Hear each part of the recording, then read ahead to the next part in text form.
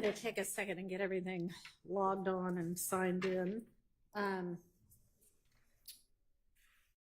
Anybody have any preferences to, oops, this sound just went out. And now it's back. But yep, just went out again. Yeah, I'm not even going to say cautiously optimistic that it was actually fixed. And now we know that it was not, in fact, fixed. All right, anybody have anything they need to report? Any developments? Judge, we're still working with Ms. Williams and Ms. Abbasi. We're still looking at the I'm sorry. We're still working with Mr. Williams and Ms. Abbasi. So we're still working with Mr. Williams and Ms. Abbasi on the Rodelius Ryan exhibit. So we're working on those. Okay. We won't. We'd rather continue working on those than even attempt to start addressing that part today. That's fine.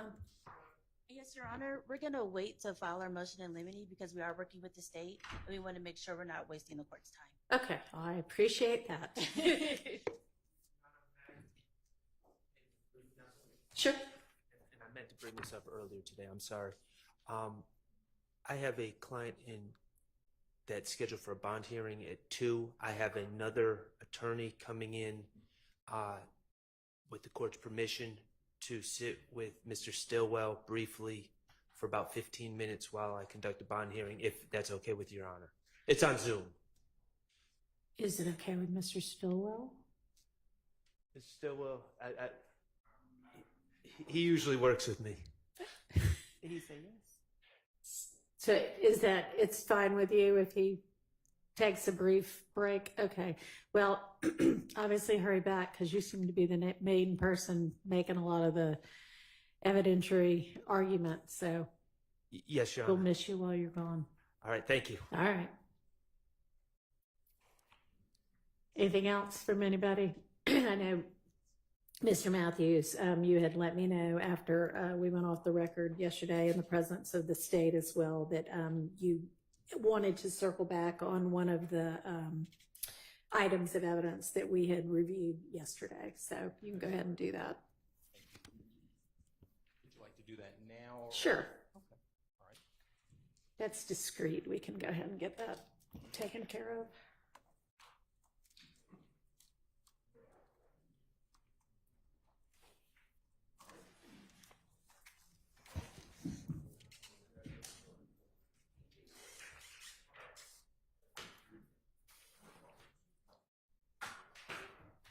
Judge, we're before this court representing Mr. Marquavius Huey on this matter. There's an intrinsic act that was listed in the state's notice to us back in November of last year concerning item 43, which is an intrinsic act that the state is alleging should be coming into this trial. Your Honor, that particular intrinsic act stems from a November 30th, 2021 alleged incident. It's a police chase, Your Honor. In that police chase, the state are presenting to the court that this intrinsic act is somehow connected to this case and should come into evidence. That's the issue before the court. The rule that I'm asking this court to apply in this particular case obviously deals with intrinsic acts and what are the requirements for them to come in. As the court is aware, and I've cited for the court Murphy versus the state, 354 Georgia App 560. It's a 2020 case, and the case stands for the proposition that in order for intrinsic evidence to come in, evidence is admissible as intrinsic evidence when it is an uncharged offense arising from the same transaction or series of transactions as the charged offense. So the charged offense in our case, Your Honor, is stemming from an October 1, 2020 alleged armed robbery of a deceased individual, Gary Holloman. from October 1, 2020. So it is not meeting the threshold of being an uncharged offense that is arising from the same transaction or series of transactions. Number two, for consideration for this court is whether or not this particular alleged evidence is necessary to complete the story of the crime. Again, we're talking about a November 30th, 2021 police chase that is not necessary to complete any story of any alleged armed robbery of Gary Holloman on October 1st, 2020. It's not necessary to have the state provide more information in order for them to complete the context of their story. Number three, for the court's consideration as adopted from the 11th Circuit, is whether or not this particular alleged conduct as an intrinsic act is inextricably intertwined with the evidence regarding the charged offense of the armed robbery from October 1, 2020.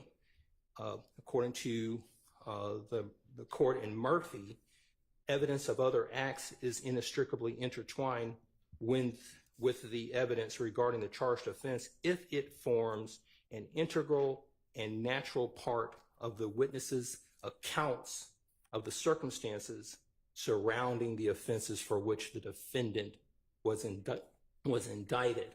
So it's not inextricably intertwined from the standpoint of the November 30th, 2021 alleged this police chase where they're alleging that Mr. Huey was involved in this police chase. There's nothing about the October 1, 2020 case that involves a particular vehicle that is supposed to be part of this police chase. So there's no connection there. With respect to the police chase itself, the vehicle was not apprehended. That's number one. The chase was ultimately called off. The identity of the driver on that day was never established through any apprehension. The vehicle eluded law enforcement.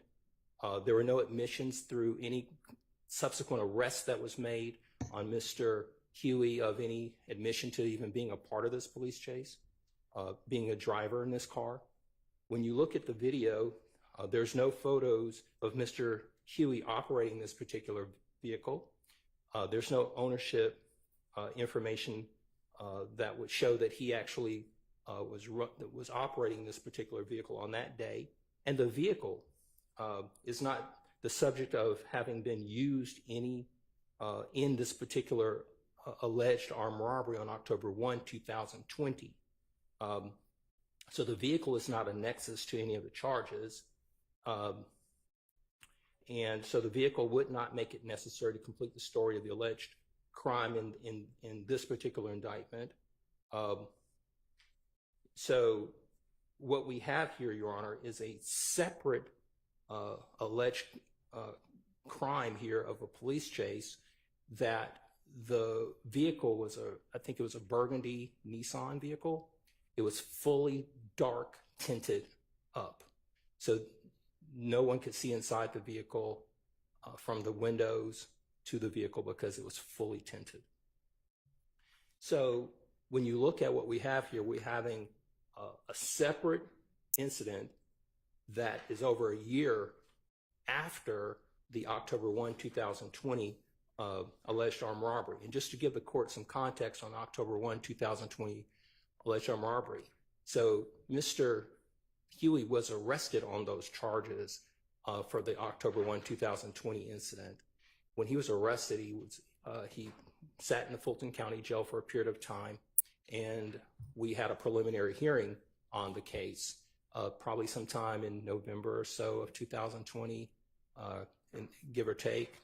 And that particular armed robbery offense, we were able to get the armed robbery case dismissed at the probable cause hearing for lack of evidence. And then the state, they made a decision to indict the case after there was a dismissal at the preliminary hearing stage. So subsequent to that, a grand jury indicted Mr. Huey on these charges from the October 1, 2020 incident. And when they indicted Mr. Huey, they added charges and therefore they put forth a grand jury bench warrant. There's no indication that they're able to establish that on November 30th, 2021, when this police chase was involved, that Mr. Huey was somehow running from the police because of he knew that there was a grand jury bench warrant or anything of that nature. In fact, Mr. Huey reported to court before Judge Dunaway on the indicted case and was taken into custody in court. When So, was that? that would have been in 2000, it was in December of 2021. Okay, so he shows up in the court and he has been in custody ever since. So as it relates to this Intrinsic Act, it just doesn't meet the criteria. And then the last step, Your Honor, I'd like to direct the court to Hines versus State. That's going to be 353 Georgia App 710. It's a 2020 case. So after the court does its analysis in terms of whether or not it is an intrinsic act that needs to be part of this case, the court then has to go to the next step of whether or not it survives a 403 analysis. In the Murphy court, the court stated that Murphy has not shown that this alleged deficiency prejudiced him, and that is his lawyer not objecting to certain evidence that was intrinsic coming in. So the Murphy court said, hey, listen, you have to show that you were prejudiced by this coming in. That was an effective assistance claim. That's Sure. a different kind of procedural stance than what you're talking about. Agreed, but I agree. What I'm asking the court to look at is if this court says, hey, look, I think that it is intrinsic, I do think that it somehow meets one of those thresholds, then the court will go to the next step of whether or not there should be a 403 analysis to determine whether it comes in. So with that being said, in Hines versus the State that I previously cited, there was an intrinsic act, and the intrinsic act was some information that came into to that trial concerning that particular defendant. And in that reference, it stated that this particular defendant, there was a word that was used that she maltreated or injured or harmed her children, and the court believed that that was prejudicial. In this instance, Your Honor, if this court allows this scant piece of evidence that has not been established that it was in fact Mr. Huey that did this conduct, we now have to look at, well, what is going to happen if this comes in? If you review this particular video, Your Honor, this police chase, you will hear in on the radio inside the police car as they're driving on the radio, they're sending out this information. These are the things that are quoted. He has a history of running, and he has all these warrants. That's in the video. Put some stop stakes in front of him. That's number one. Number two, he's armed and dangerous, known to carry a gun. That's number two. Number three, do you know where he lives at? And then they talk about his address. So these are all prejudicial items that are going to come into evidence if this court allows this particular intrinsic conduct, and that would prejudice Mr. Huey immensely here, because these are things that are going to go to his character, it's going to go to propensity, and it's going to suggest that there's some type of consciousness of guilt. Let me ask you this. Sure. Is it possible that if I determine that this is intrinsic, that video could be played without the audio?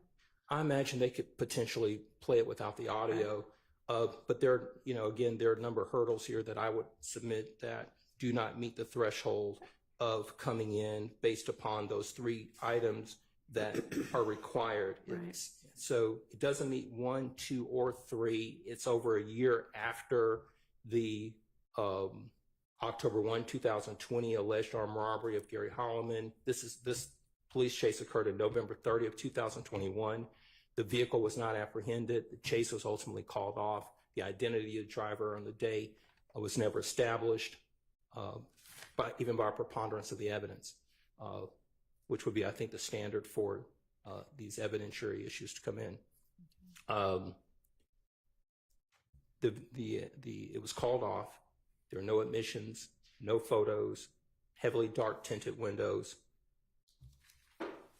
So that's my position, Your Honor. I don't believe that this one would pass the muster and the requirements to meet the Intrinsic Act's threshold. And then after that, we believe that it's prejudicial and should be kept out on that as well. Because as the court knows, when we're talking about the 403 analysis, it talks about and tells us and teaches us that we should not be allowing under 403 prejudicial items to come into trial that are scant. Okay, I understand the argument. Let's hear from the state. And I appreciate you bringing to my attention that the chase was over a year afterwards and the circumstances of that. And I know that in the state's filing from November of 2023, they have the dates. So I'm not meaning to suggest that they were trying to pull anything over. We kind of ran through that real fast yesterday and, just kind of talked about a fleeing that was after the armed robbery that's an overt act. And I just kind of was thinking in my mind without looking at all of the words, oh, okay, this is at the same time. So thank you. You're welcome, Judge. Good afternoon, Your Honor. Hello. The state believes that this should be admitted as an intrinsic act. Just a few things for dates, Your Honor. So the preliminary hearing for the original armed robbery was actually in August of 2021. It was August 24th, 2021. At that point, the judge reserved her ruling and ruled either the next day or subsequently and dismissed the charges. Then in November of 2021 is when the state indicted the case. So November 8th, 2021 is when the case was indicted with additional charges and the grand jury warrants were taken out on November 15th, 2021. This chase actually occurs on November 30th, 2021, so about 15 days after the grand jury warrants were issued in this case. And Your Honor, on November 30th, 2021, Investigator Flores was actually conducting surveillance on Mr. Huey. So the notion that the police or law enforcement did not know who Mr. Huey was, they did know who he was. They were conducting surveillance on him and watched him enter into the vehicle, so they knew who he was once he entered into the vehicle. They tried to initially blue light him and pull him over. But Was he driving? I mean, did they see He was him get driving. into the driver's seat? He was driving. He was the only person in the vehicle. Uh-huh. They attempted to blue light him and pull him over. At that point, he took off and he, amongst other traffic offenses, went to the wrong side of traffic. They were then able to get the Phoenix air unit up to follow him. And the reason why the chase was called off, Your Honor, is because Mr. Huey drove in restricted airspace. So the Phoenix unit could no longer watch the vehicle because he was near the airport. And so they could not go any further. So they had to pull back and could not keep eyes on him. So that is why the chase was Okay. Well, let me ask you this. So, I mean, you have evidence that it was Huey who got into the vehicle and who was driving the vehicle and that he fled when he was blue lighted. Do you have any evidence that he knew that the reason well, two questions. Was the reason they blue lighted him because they were about to arrest him on the grand jury warrant? And do you have evidence that he knew that, such that it would arguably be intrinsic to this charged armed robbery? To answer question number one, yes, they were going to stop him based on the grand jury warrant. As to question number two,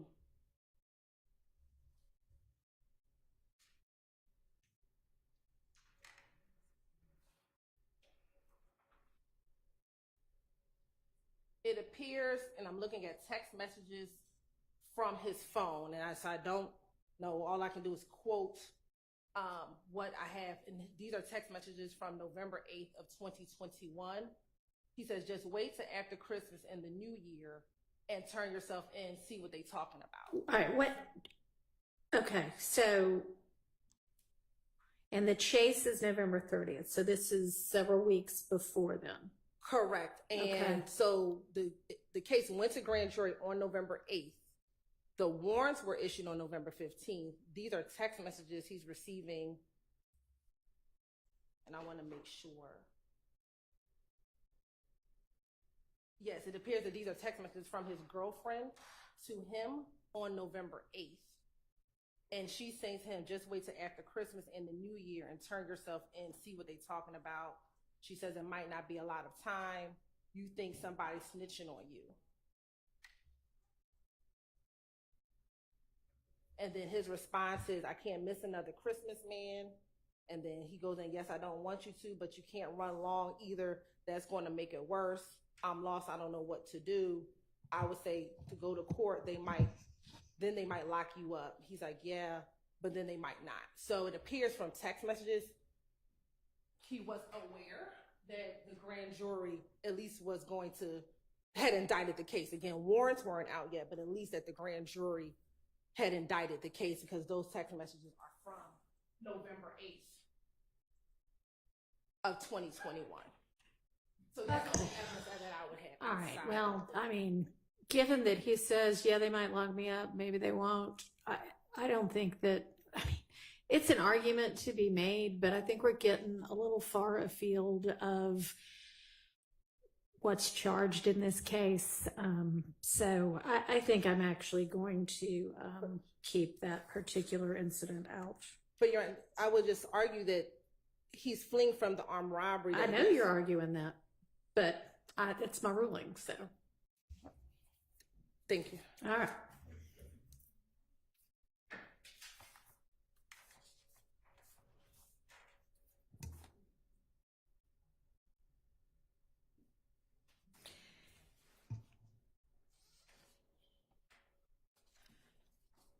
All right, and with regard to the two kind of post-indictment intrinsic acts, or arguably intrinsic acts, the stabbing in the jail and the exchange of the Percocet. I've watched the video now about the Percocet. I mean, I think that the state's rendition of what occurred is, pretty much on point. I can't hear what any deputy says, but, I don't think that there was anything particularly off about how they described what happened. I mean, I see what happens on the video.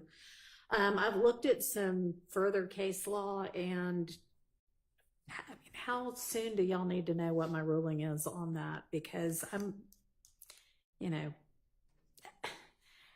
kind of having the same thoughts about if we're talking about,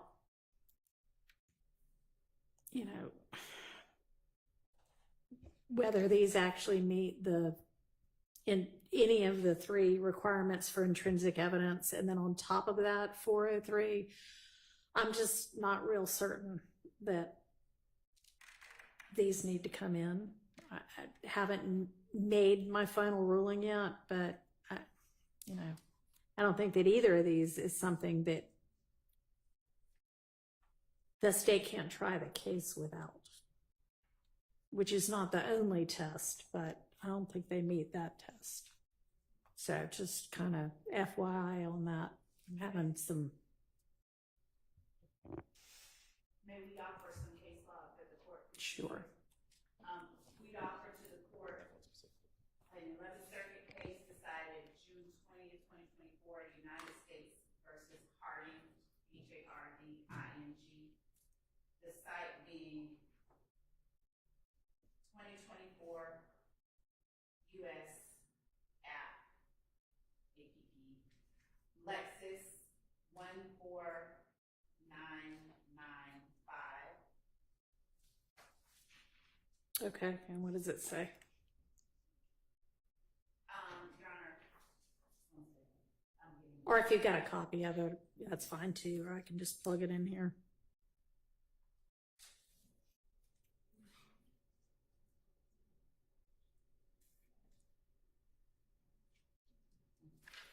and Harding, we do have a copy of it. Okay. And it's just standing for the proposition generally that an act that occurs after the indictment can be included. Yeah, okay. No, I've found my own cases that say that. Yeah, that's clear. It's not, post-indictment does not bar it from being an intrinsic act. That law is pretty clear.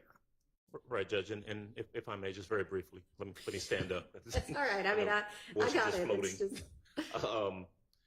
I guess going back to the court's question in regards to how soon we need an answer from you in regards to that.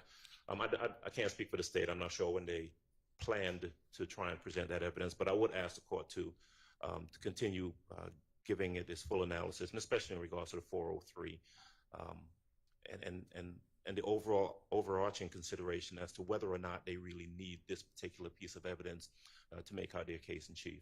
I don't believe that's the case, but I know that the court is wrestling with that. And I'll look at I don't know if I really need to look at the Harding case because we've already kind of established that issue is not really an issue. right. But I'll be happy to look for some additional case law. and Okay, send it to thank the you. court. Appreciate it. Your Honor, you had Yes. asked the Who's same. talking I'm now? sorry. Your Honor, you had asked the same of me. I have been pulling some case law, trying to put it together in a coherent presentation instead of just a list for Your Honor. Okay, sure. I definitely do want to take a look at this Harding case where it was found that the district court abused its discretion by admitting evidence as being intrinsic. So I certainly would like to take a look at that. Okay. So Your Honor, in terms of other cases that talk about intrinsic evidence, we would just cite the court to Jennings versus the state, 318 Georgia, 579. And I am just giving a list right now that for the court's consideration. This is not something that we have to decide right now. This particular one is not coming up at all soon. The next case is Anderson versus the state, which is 313 Georgia, 178. And what are these standing for? These are all regarding the intrinsic evidence and how it is that one is, how one is to look at and determine whether evidence is intrinsic, broadly speaking. Okay. Yeah, actually, U.S. v. Harding, I'm pulling up what I put in my Lexis research folder this morning, and that's actually one of the cases that I was looking at this morning. Okay. And the last one is Hughes versus the state, 312 Georgia, 149. And we too will present to the court a more coherent sort of overall arching. All right. Appreciate it. Argument. Okay.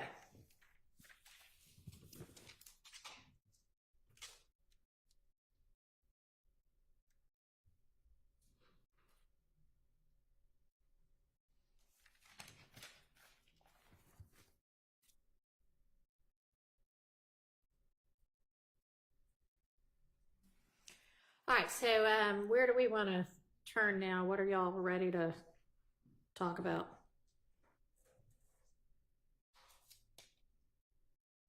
So, Judge, if the court likes, we have reviewed we haven't discussed it with Mr. Williams' counsel, but we've reviewed and looked over the Brutin motion redactions. Okay. So I'll let counsel for Defendant Williams speak to them because this is Mr. Kendrick's statement that is already in. There are portions that he is arguing are inadmissible because of Brutin. Our position overall is that Brutin specifically requires that that a defendant be directly inculpated, and at these various points, I'll let them explain why they feel like someone is directly inculpated so that I can respond, but we've reviewed them and whenever the courts. All right, so is it the state's position then that none of the identified portions of Mr. Kendrick's statement actually qualify under Brutin? No, there's one enumerated time area. Which one is that? And they have it enumerated as. And has anybody sent me that statement? I think I asked, but I'm not sure that I Kendrick's statement. received it. Mr. Kendrick's statement, the court Yeah, didn't that's receive? the one at issue right now. Yes. And maybe you did. Obviously, make I'm sure. getting lots of emails through Ms. Persifield from all of y'all, but I don't recall seeing it. I'll make sure. Maybe somebody could just send it now, since that's what we'll be discussing. All right, so which is the one that you don't have an issue with? It's the point at which the detectives ask Mr. Kendrick, who do you think did it? And Okay, so he's actually broken them down into little Roman numerals. So which Roman numeral are we talking about? I wrote at the bottom my own timestamp. It's at 10004. So that would be.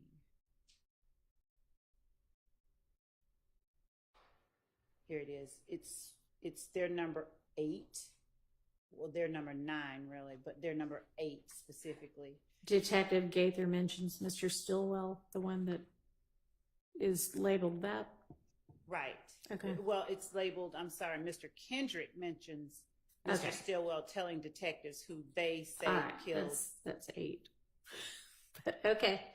And you agree that that should be excised? Partially, because what happens is that this is the part that we would ask, that we specifically would argue is not inculpating anyone. Okay. What Mr. Kendrick says is they say our crew. Uh-huh. And he's, in saying our crew, he's acknowledging that there is a crew. He said, because we're the ones beefing. And then they specifically say, who within your crew? Uh-huh. And at some point, Mr. Kendrick says, they say Shannon. That part we would agree comes out, but they didn't enumerate it exactly that way on Okay. this sheet of paper. So they say Shannon, we would agree comes out. He then says they also say Woody, and then they say Shannon and Woody. So the part where he's naming people that they say did it beyond our crew, or people that Mr. Uh-huh. Kendrick identifies as his crew, or, you know, in acknowledging that there's a crew, we would argue that part, we would agree, concede that part definitely comes right. out. Okay, so you're saying that they say our crew isn't Brutin, but when it goes further to say they say, whoever the they is, but they say Shannon, they say Woody, that part you agree? Yes, Can be I would say that redacted. specifically Okay. Shannon comes Shannon. out. They Yes. Okay. All right, and every other one we're going to need to look at. And yes, I believe we should look Okay. at the rest of them. And has anybody come up with any case law about kind of the interplay between Brutin and a RICO or gang kind of charge? Okay. Okay, that's fine, as long as you're getting me something. They're two separate, well, not entirely separate, but I think we can do this without knowing the answer to that. Can I ask a question? Uh-huh. If the state, if I heard correctly, if the state is not, over objection, by the way, intending to play the actual recording, then it's just question and answer. So I assume they're going to advise the witness, whomever the witness is, don't mention Mr. Williams, or if you're going to mention Mr. Williams, what are the specifics? Because otherwise we're just going through something that they may not ask the question. Your Honor, if I may respond to that, I'm glad Mr. Steele brought that up, because as we were going through these last night, there are portions that I needed to bring to the court's attention that I need the jury to hear Mr. Kendrick say. So we don't intend to play the video In by toto. right. Okay. But there are portions that we would be introducing to have so that the jury hears him. And Okay. generally speaking, the overall method of introducing the majority of his statements would be through questions to avoid any implication of Brutin. Okay. All right. Well, if there are particular portions that you know you intend to actually have the jury watch and listen to, if you can let the defense know which those are, That'll probably be helpful. Okay. That's easier, because if it's question and answer, it's easy to deal with. Yeah, sure. So just let them know which of the portions, but okay, let's go through all of these if we need to, which it sounds like we need to. Did you send it to? So do you want me to be, is there a transcript for this statement or do I need to be listening to the audio? We don't have a transcript of this statement. Okay. But we can.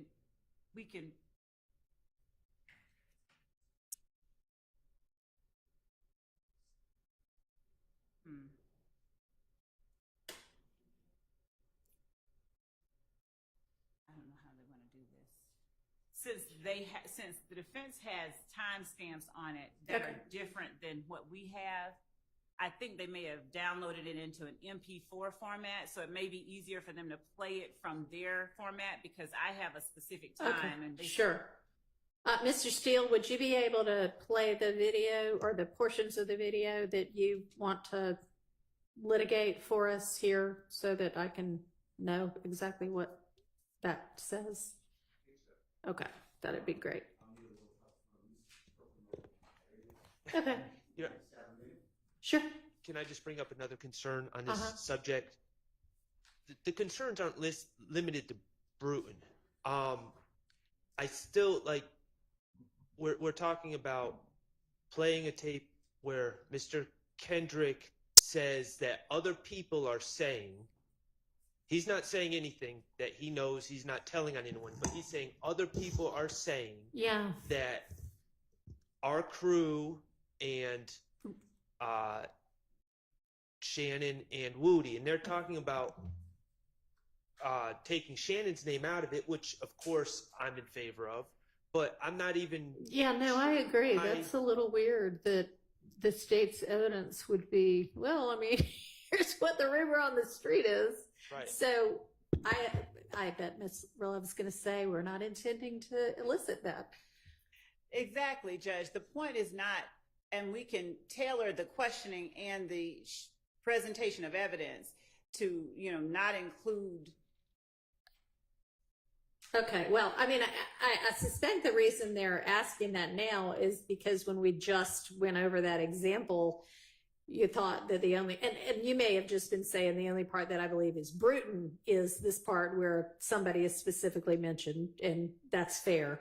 But if you don't intend to use any of that portion of the tape anyway, or get a question and answer that would elicit that information, then it would be helpful if you would say that, because there's no point in us, spending time on something that the state doesn't intend to use anyway.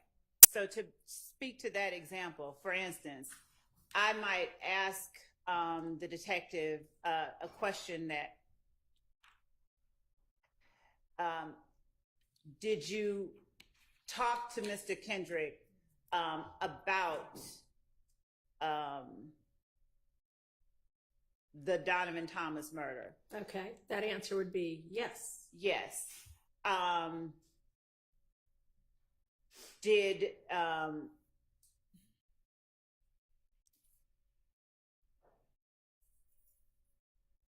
generally speaking, what?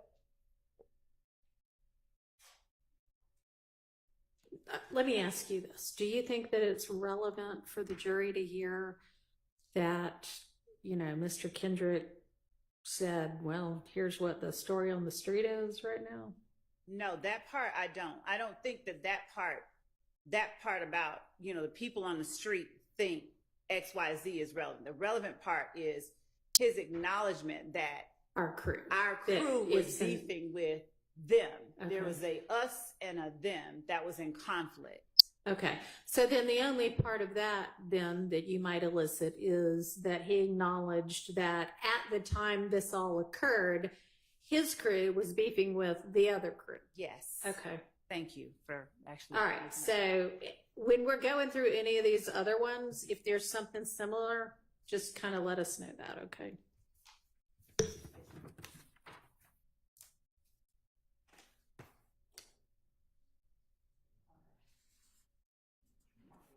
Judge, we've just now sent to the court we're sending to the court the October 6, 2015 interview. Does the court need the evidence reviewer player sent to it again? So, no, I don't think so. But if we're going to go by Mr. Steele's playing of it that has his timestamps, I guess I'll just watch that on Zoom.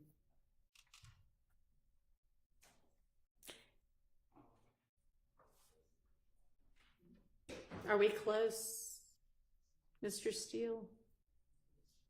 I think that the answer is yes, I believe. Okay. I'm not doing it. Okay. So I guess for me, yes.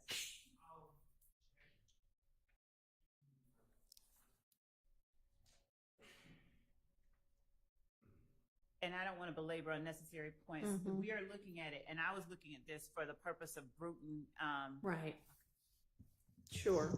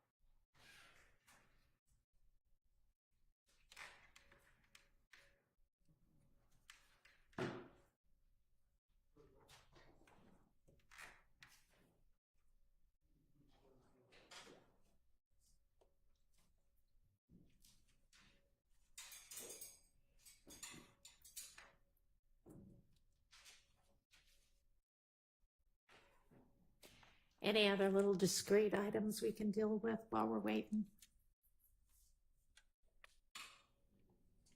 Nope.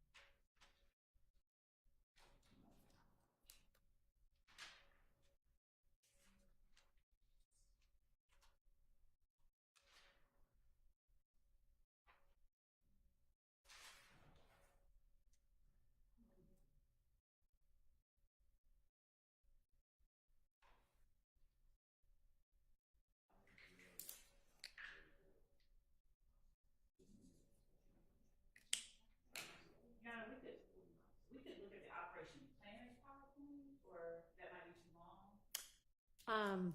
I mean, we're certainly going to have to do that. I guess we can get started on that. Unless we're really close. 1 minute away. All right, we'll just hold for a minute. Or so. Or so. Come on, Mr. Kuckerberg. No pressure. Mr. Steele, how'd your oral argument go this morning?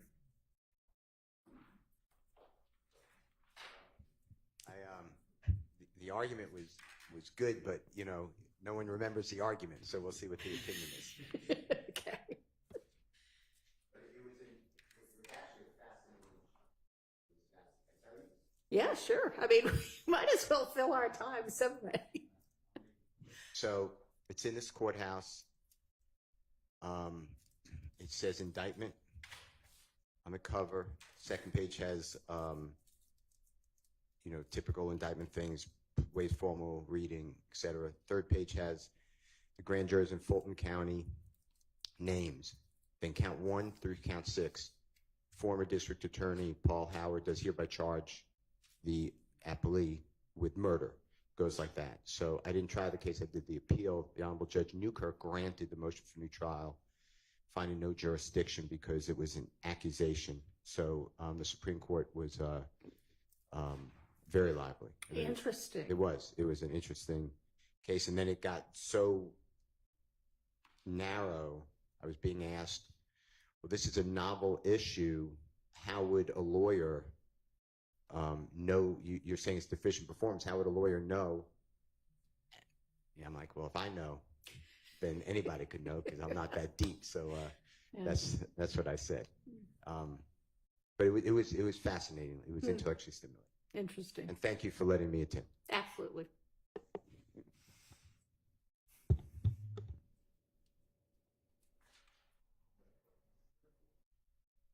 So, Your Honor, this should have, if I'm using Okay. time space, please correct me somebody, but this is 50s. I just want to know. This is October 12th. No, it's October 6th. We spent all that time on the wrong interview.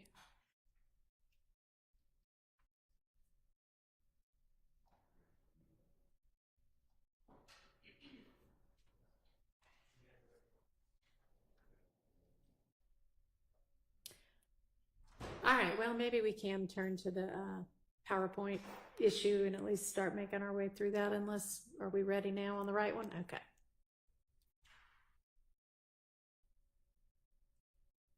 So we want October 6th, is that right? Okay.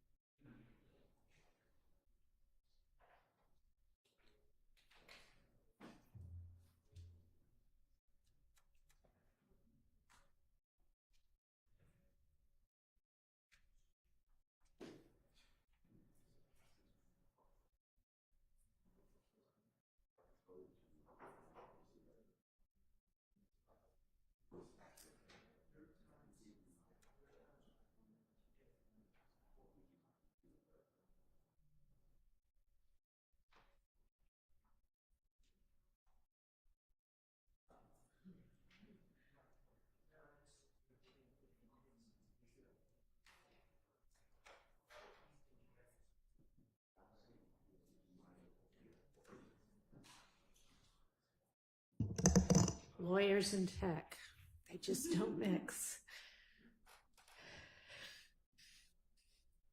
I hate to defend Mr. Kokomo here, but this is a lawyer issue, not a AV issue at this point.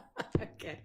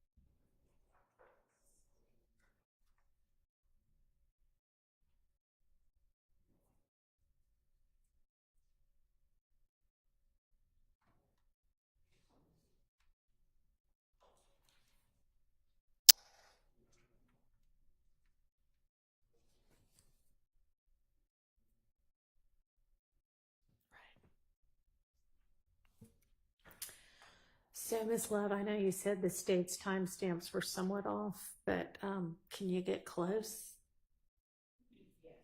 Maybe maybe we just go that way, since this seems to be taking longer than we had anticipated.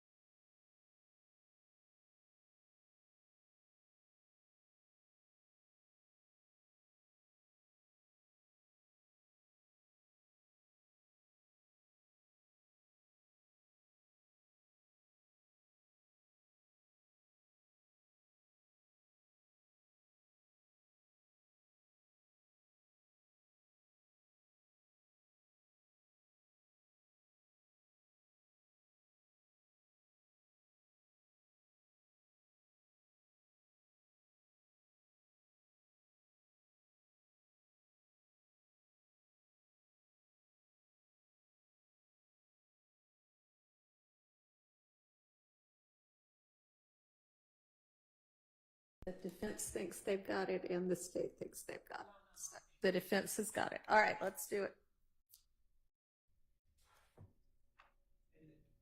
Yes.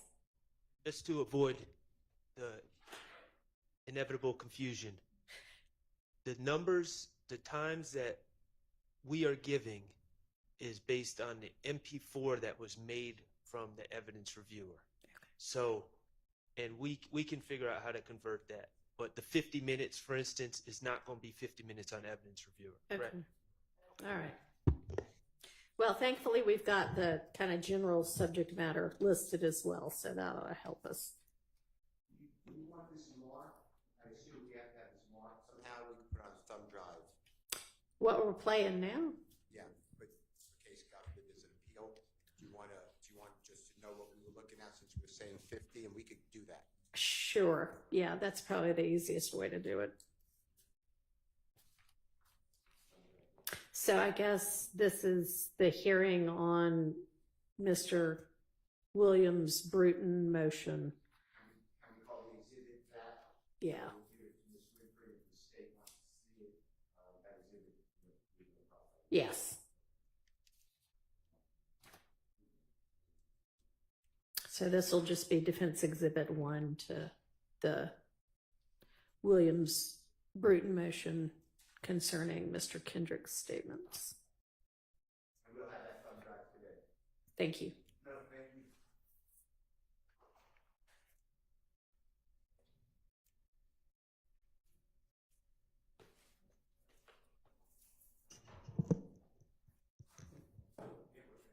Like, I think like of other people you associate with, probably anybody, whatever you can think of. Oh, man, of course, that ain't no question, but that ain't like that's on some whole other shit.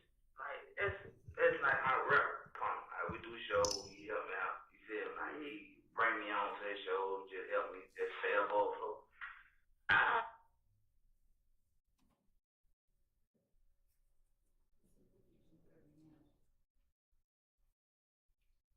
I think the first one was 52.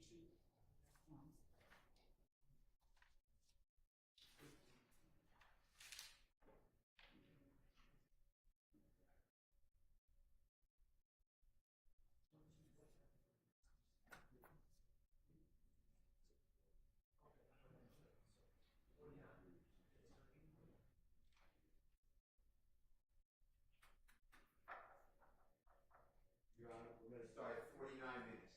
Okay.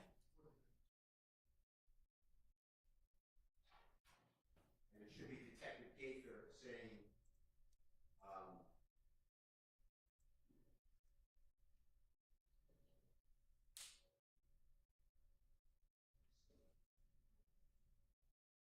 third, is that the possible reason that people went after that meeting in retaliation? That's what it should be. So it's the detective asking the question. That's why I don't know if it's going to be needed, because just a little bit more general idea of what they're talking about at this point in time. Okay. Yes. Detective Dennis is in here. Detective Gaither's in here. Detective Gaither's a female. Detective Yeah. Dennis is a male. And the gentleman in custody is Mr. Kendrick. Yeah. And Detective Dennis at 4841 is bringing up that Mr. Arnold, the co-indictee, pled guilty. He also goes by Duke. He indicates the word Duke. Regarding the issue where Mr. Kendrick was tased, he was actually chased by police and tased. Okay. And Mr. Kendrick then mentions Duke or Mr. Arnold about the involvement in that. I didn't challenge that because I didn't think that's a Brutin issue. And then Detective Gaither talks about Duke, and then going right into whether thug is a reason that people went after them, meaning that there was this. Why, whatever that incident was, Yes. occurred. Okay. So, to me, I'm doing, I think, what the court wants, but this will never come up on a question answer because no one's going to say to Detective Gaither, I would hope, did you ask about Jeffrey Williams to Mr. Kendrick? It wouldn't happen like that, but that's the first one here. Okay. Well, then maybe we can nip that one in the bud. So there's, if Mr. Steele would not mind just letting that part play from 49 Okay. so that we could. Throw them on the bus, but them, there's 40 of here. When I got tased on Bankhead, they were here. When I got on Collins Boulevard, man, I was leaving my little boy from going, so I had to help him. He was in the car with. It's like, man, y'all see how this shit going on. You got it to me. I try to keep one then with that one, cause it's like this shit go down anytime. Like, man, he been on some hang, jealousy. So why they coming at? I ain't talking about Duke. I ain't talking about what folks roll. Why they coming at you? So they thinking like I'm bad at it. They think I think I'm bad. Cause I used to carry myself. Like I see because of other people you associate with. Probably. Anybody you can think of? Oh, of course, that ain't no question. But that ain't like that's on some whole other shit.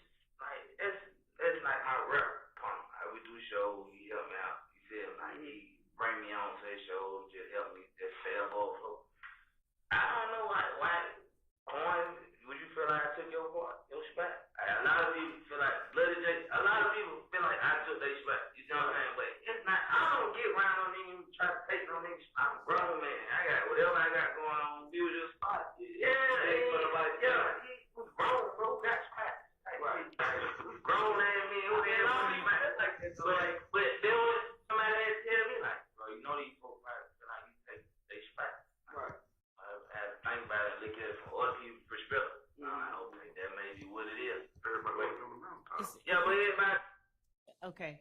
So, Your Honor, there's no part that I hear Mr. Williams' name mentioned in there. I didn't hear Thug or Mr. Williams' name mentioned, so I don't. Okay. Well, let's just ask it this way. Do you have any intention of who's this coming in through? There would be either Detective Thorpe, probably Detective Thorpe later on. Is he even in this interview? He's right there in front of you. To the left. Oh, okay. I thought you had said Dennis and Gaither. Dennis and Gaither are sitting in front of Mr. Kendrick. And Detective Thorpe is to his also right. in there. He Okay. is. All right. There are three. So, I mean, you're not going to ask Detective Thorpe if Gaither asked if Williams was a reason why. No. Okay, so absolutely that not. would be one then. This example would be one where you could say, we don't intend to ask that anyway. Okay, so we do not intend to elicit or ask whether Defendant Williams was All right, well, let's whatever. circumvent spending the 5 minutes listening to it if you know you're not going to use it anyway, okay? That would be super helpful. Okay, next. But so when, again, this is one of those them, us, we, them situations. It is simply not one of those situations where we would be saying, you know, are they coming after y'all because of Thug? Are they coming after you because of we wouldn't be eliciting anything about another defendant. But if Mr. Kendrick is talking about a us and a them, like he is in this circumstance, they want to take my spot, things like that, then we would be putting that in. The reason I was saying we're looking at it in terms of Brutin is because if he's not talking about a defendant and he's not saying that person's name and inculpating him, then it's something that we will likely use. If there's a point at which I know that I'm just not going to even touch it, I'll do as the court has instructed, though. If, you know, and say, no, I wasn't even going to ask that anyway. It doesn't do us any good. Okay, so then what I hear you saying is that while you're not going to elicit that somebody asked if Mr. Williams or Thug might be a reason people are after them, you would maybe ask about some part of Mr. Kendrick's answer there, which said something about they, whoever they is, wanting to take my spot. Yes. Okay. And that we contend is not Brutin. That would not be Brutin. Okay. Next. 5239, and it should be Detective Dennis speaking. And he talks about Mr. Shannon Stillwell. He calls him Shannon. Okay. And then you know, you wouldn't be able to mention Mr. Stillwell. Is there some part of this little bit? Go ahead. I'm sorry. Go ahead. So he does not say that Mr. Stillwell bought the gun. He does not say anything that directly inculpates Mr. Stillwell. And my understanding is that Brutin does not prohibit the mentioning of. All right, let me just hear it. I see this is the way it's going to go. Playing from 5214.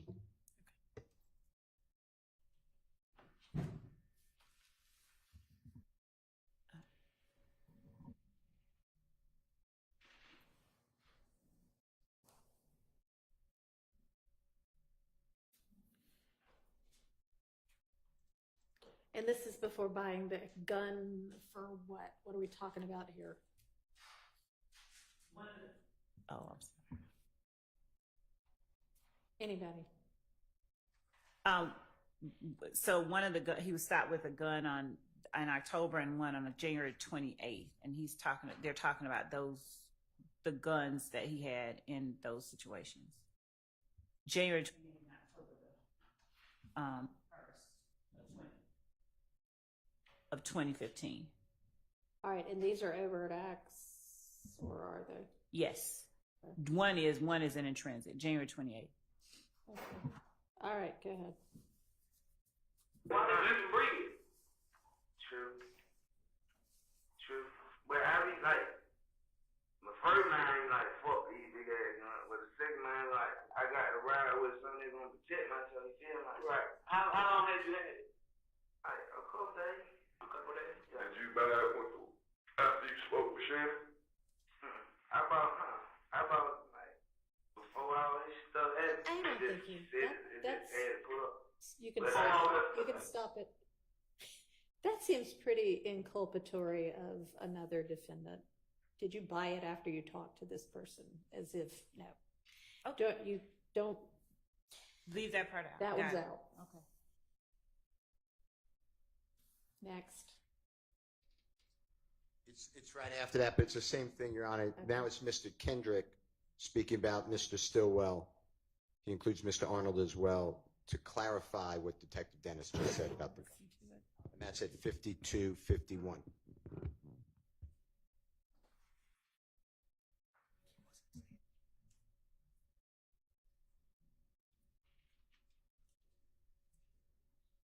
And Judge, just to go back just a bit, he wasn't saying that Shannon told him to buy the gun. He was orienting Mr. Kendrick as to a conversation with Shannon. It wasn't saying that Shannon tell you to buy the gun.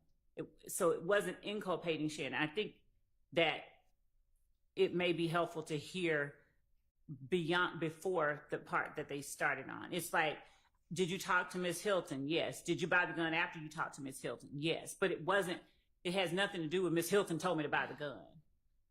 Well, I mean, unless you can make it really clear that all that's doing is orienting him in time to something, but to have the question be in front of the jury that is, okay, you had this gun that you got in trouble for. Did you buy it after you talked to one of your co-defendants? Okay. Just seems too Brutin-ish to me to permit this. And the state ought to want to try a clean case. We do. So that's fine. We don't have that to would not keep be that clean. in. Okay. Go ahead. Next one.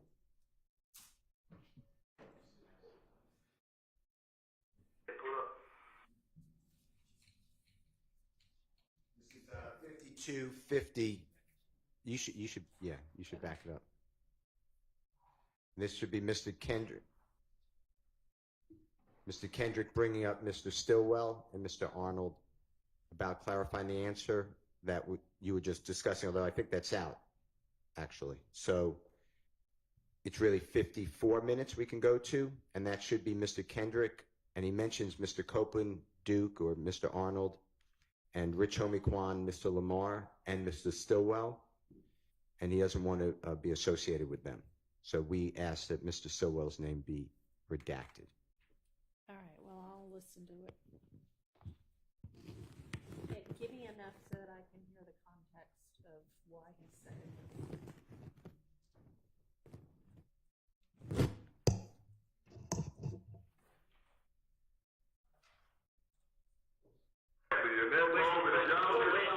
Wait. See, that's why I be a man and say that's why I fuck up it. I be on more of a defense. It's like, if I wouldn't got that call, I would stay asleep. Right. It show you that though, it's like I'm so much of a good partner and friend, that way it hurt me. You know what I'm saying? Yeah. Well, I mean shit, cause this like this. And he get to go with it, like he get out before me and I let him handle this shit. Yes. So it's like, God damn, bro. Like, it made me look at my loyalty and my friendship like, you can't be bending your backward for a lot of these things. And that's why I feel back from the people y'all just saying. Right. Which was my original crew member, like the people I was rocking with. That's why I feel back. So it's like, I ain't get 100% from none of them. So it's like, y'all ain't gonna be getting my 100%. Who are you speaking of when you said that? From Shannon Wood, whoever. Dude, it's just everybody here. Going, like everybody, cause all of us have been together at once. Like all of us in rock, joke on all of us. So it's like, once I figured out, and it was like, I don't want no part of it. You feel like? So it's like, what are you gonna? All right, I mean, he says something about being regular crew members and not getting 100% from them, and then saying them by name. I think that's a Brutin issue. So, would you understand if you do intend to ask about this? Not having to mention Shannon's name. Correct. Okay. All right. The next one, Your Honor, should be around 5810, and of course, they'll announce the time to orient. But this is now Detective Dennis's voice, who's mentioned Mr. Stillwell swung first outside a club Crucial. That's the fight that you've been hearing about on the 6th day of January 2015. Well, I might not even need to hear that one. Your Honor, just before we go to that one, I just want to make clear, Mr. Stillwell's name is the only one that is on trial that Mr. Kendrick mentions at the last little clip.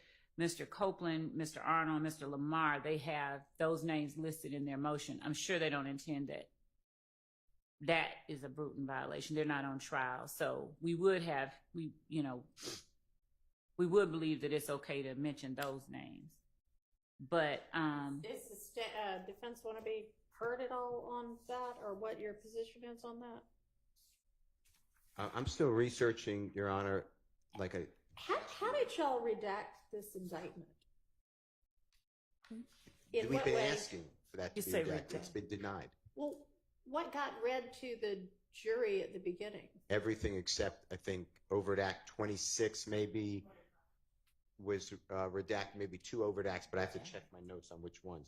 Otherwise, the entirety of the indictment was read to the jury. Including the names of all of the co-defendants that are not on trial? Yes, every one of them. Your Honor, at the time, they were on trial. So severance happened during the course. So when we first had the indictment read, it was more than just the 6 that are Was it present in the all, court. whatever, 19 of them? With the exception of maybe Yeah. the ones that hadn't yet been apprehended. Yeah, so everyone was here except for, And everybody at that point in time was on trial together? yeah. Okay. I mean, it's been a long time. Except for the ones that pled and a few that were not apprehended, yes. The ones that had not had attorney. Huh. And some that had not been apprehended. So there were, I think, 6 that weren't. So Mr. Kitchens is indicted. He pled guilty around Thanksgiving of 2023. The jury first came upon us January 4th, 2023. So I made a mistake. Mr. Kitchens pled guilty under Alford in November of 2022. Mr. Arnold did the same. Mr. Sumlin did the same. Mr. Stevens did the same. Mr. Murphy did the same. Mr. Sledge did the same. Thank you. And I should look at the indictment for more. Mr. Garlington never had a lawyer, so he was already removed. Mr. Wani Lee pled guilty around the same Who time. was that last one? Mr. Wani Lee, L-E-E, Oh, okay. and Wani is W-U-N-N-I-E. Yeah. So, the state, I'm sure it was a miscalculation, but these people were all included in everything in the indictment, but were not on trial before the veneer panel was first put upon us. And if I left somebody out, Mr. Eppinger was with us for jury selection. Then he got, something happened and he got removed after that. So he was in a different category. Mr. Blaylock pled guilty after the veneer panel. Mr. Blaylock has not pled guilty. Mr. Blaylock was severed as well. So I believe I said everyone who had not pled and not been arrested was present. So there were individuals who were severed subsequently. So Mr. Blaylock was severed after the jury was impaneled. That's true. Mr. Dorsey was severed. Mr. Eppinger was severed. Mr. Mender was severed after the jury was impaneled. Right. So the people I mentioned pled before the veneer panel was read the indictment. And I'll look at the indictment. There may be a couple more, but that's my memory.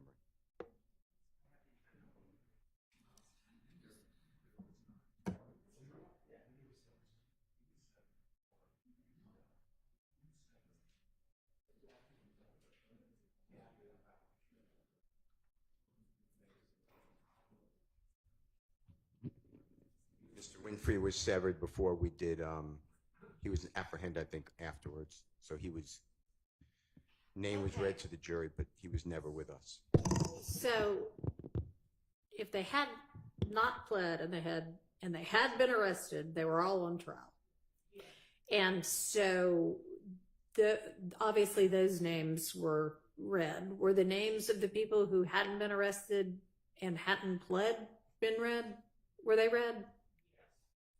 So everybody's name was read. Okay.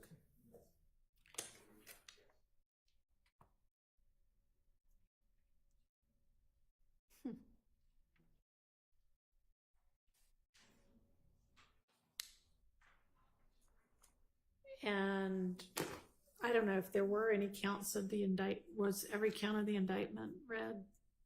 Even if it was only against somebody who had already pled? Yes, Your Honor, because I think it was pre-recorded, and so everything was read. To answer your question, yes. Okay. Is there any objection to that? Okay. When the court says objection to that and there's a yes, to get clarity, because on the yes. I mean, honestly, at this point, that'll be a motion for new trial issue if it gets to that stage. I'm just trying to figure out what this jury has heard. Y'all would not intend to send out an unredacted indictment if we get to deliberation, right? We had actually talked about redacting the indictment. I think we were actually. Okay. All right. Well, good. Because I don't think an unredacted one should go out. All right. Anyway, back to what we were doing. So I mean, the question was with regard to people who are not on trial here now with these 6, is there any kind of objection to those people being mentioned? Yes, so I'm finding Brutin under conspiracy Yeah. and directly impact, and that's what I have to get to the court. Okay. All right. Well, why don't we circle back on this one then? Because that, obviously, what the law is will determine what the answer is. So it's definitely out with regard to naming anybody on trial here other than Mr. Kendrick, but with regard to anybody else, TBD, depending upon what the law says about that. Yes, Your Honor. Okay. So y'all get the next one lined up and let me jot myself a note on that.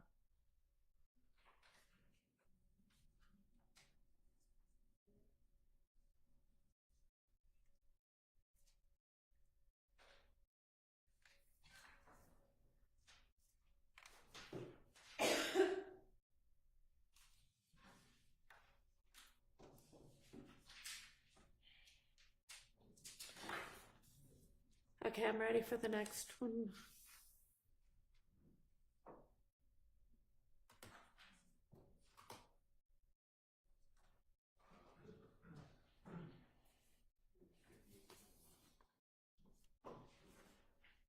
So 10205, so Mr. Kokomo, you'll orient this earlier and what's going on here, Your Honor.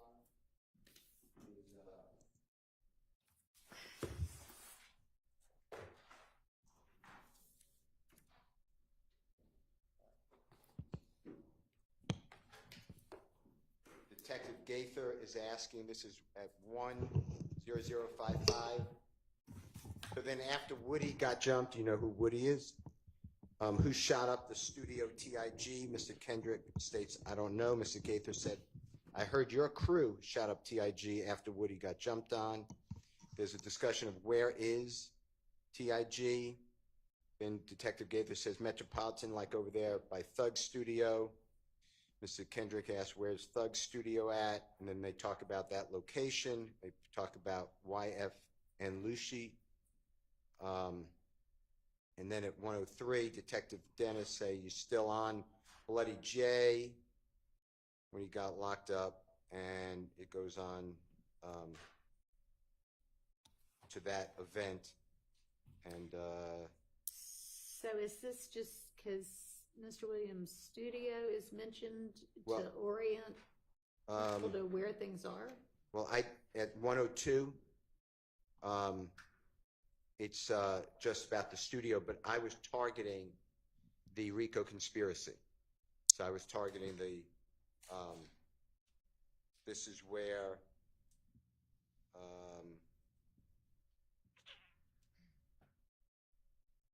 actually, I'll withdraw that because it does not mention, I apologize. All right, no problem. All right, number 105:19, 1:05:19, Detective Dennis mentions Mr. Williams' quote-unquote girl regarding a shooting, supposed shooting of that event. And that is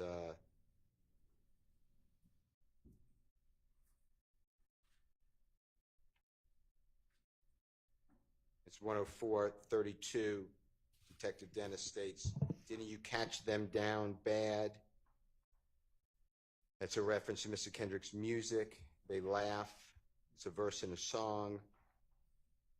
And then Detective Dennis says, so who shot up Thug's Girls event, or did you hear about that? And Mr. Kendrick says, I don't know. That's my first time hearing about it, so I wanted that excluded. What's the response? Doesn't, number one, evidence of that has already come in through Dennis, but number two, that in no way inculpates Mr. Williams in anything because it references His him as girl being a victim. right. Okay, yeah, I mean, I don't think that's a Brutin issue. So my issue with that then would fall back on a different issue then. What's the point? The answer is, I don't know anything about it, so we're now Right. just using So the now question. we have a relevance objection. No, we'll do them all at the same time, so So, we don't. I don't have a problem not having him since he doesn't know anything about it, keeping that part out. He didn't, he said, I don't know Okay. about that. I don't have any problem keeping All that right, part out. thank you. Next is 108, 1:08:40. And this is the part you heard earlier that may be stipulated to. Mr. Kendrick mentions Mr. Stillwell telling detectives who, quote unquote, they. Right, and on that one, what would be permissible to ask about is that at around this time, They were beefing with our crew were beefing with them. the other group, but not anything about the rumors or anything like that. So that one I think is clear. Okay. Next one. The next, Your Honor, will be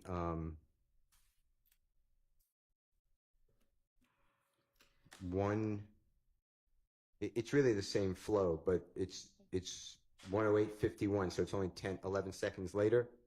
And Mr. Kendrick, mentions Mr. Copeland sharing that he was tied up with Mr. Stillwell, and specifically, and then Mr. Kendrick identifies a photograph 8 seconds later of Mr. Stillwell. Then Detective Thorpe mentions Mr. Stillwell and clarifies that the word is that Mr. Stillwell and Mr. Copeland killed Mr. Thomas. And Mr. Kendrick speaks to that. We So don't have any intent to bring that out. Any of that? Right. Okay. That- Okay. The next is 1:11:30. And it's Detective Gaither mentioning that Mr. Stillwell is the person that everyone, whoever everyone is, brings up related to the murder of Mr. Thomas. And this falls in with what we initially said, that when they were talking about who they said killed Donovan and bringing up Mr. Stillwell's name, we have no intention of doing any of that. Okay. Okay. The next one is 1:13:44. And it's Detective Thorpe, I believe. All right. And he says, people talk to you in the city, all put you four involved in the murder of some kind. Mr. Kendrick denies it, says they are lying. Detective Gaither says, you think anybody going to tell the same story? Mr. Kendrick asked, what did they tell? Detective Gaither said, I heard you was in the car. Mr. Kendrick said, what car? Detective Gaither said, the Infinity rental from Thug. And then Mr. Kendrick said, no, I wasn't. Check whatever, my phone, whatever you want to check. And then Detective Gaither says, we did. It was said a whole lot. And then they go off on that. So I was objecting to Mr. Williams or Thug being mentioned. Your Honor, that whole, all of that colloquy is part and parcel of them talking about who people said killed Donovan Thomas. Anytime we're talking about any of these defendants being rumored to have killed Donovan Thomas, the state has no plans to get near that part. Now, Mr. Kendrick denying that he was in a rental by Mr. Williams, we would proffer that type of information because it would not inculpate Mr. Williams. Yeah, I agree with that. I mean, I think it's already in evidence that Mr. Williams rented an Infinity right? Yes. And up for dispute whether that was involved or not. Right. But saying, the infinity that he rented doesn't inculpate him directly. So that I would be okay with. I mean, I don't think there's a Brutin violation if you ask or get an answer that talks about the infinity that Mr. Williams rented or that Thug rented. Okay. The next, and I'm skipping based upon what the state just said about that whole colloquy. Okay. So it would go to 1:18:31, and that's after 1:17:35. Mr. Kendrick reaffirms he has nothing to do with the murder of Mr. Thomas, and then at 1:18:25, Detective Gaither asks about NARD, NARD, and DUWOP, DUWOP, where they are now, and Mr. Kendrick explains he's almost questionably locked up. And then the target event, Your Honor, is Detective Gaither asked from January 10th until today, how many times do you think Shannon been locked up? We'd like that redacted. My apologies for leaving that out. I would not put that in. Okay. Okay. The next one. The part about Mr. Stillwell being locked up. The other Right. part, yeah. Yeah. The next one is 1:21:25, Your Honor. And at that point, Mr. Kendrick had shared with the detectives that he went to Miami after January 10th. Detective Dennis asked who all went. The answer by Mr. Kendrick is everybody. Detective Gaither said, who is everybody? And then Mr. Kendrick starts naming little d, everybody, and then Detective Dennis points to the photograph of Shannon Stillwell. Mr. Kendrick says yes. Says yeah, actually, Y-E-A-H. Okay. So that's the part that we were taking out, the picture and the pointing. Well, This is just him saying, here's who all went to Miami. Yes, immediately That after doesn't the killing. inculpate anybody directly in anything. It might be argued to be a part of the evidence, but that wouldn't be a Brutin violation. Okay, we're just raising objections then, if that's okay. When I say okay, I'm not waiving anything. I understand. Okay, I said okay, but thank you. Yeah. All right, the next one is going to be included. Did Thug went? Was a question by Detective Gaither. The answer is yes or yeah, so I assume it's the same ruling. Yeah. The next one, Your Honor, would be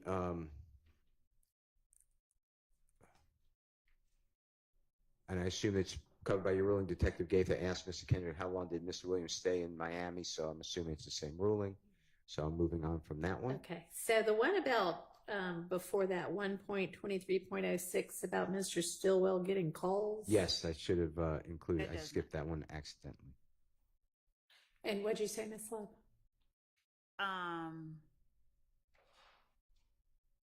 I'll let the court decide on that. I'll let the court hear that because I didn't count that as inculpating because everybody was, what he's contending is that people were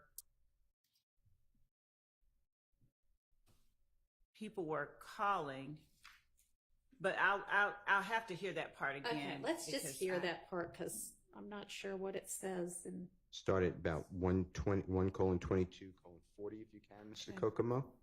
And what it should say is it should be Detective Dennis Okay. asking about what conversation was like on the way down to Miami.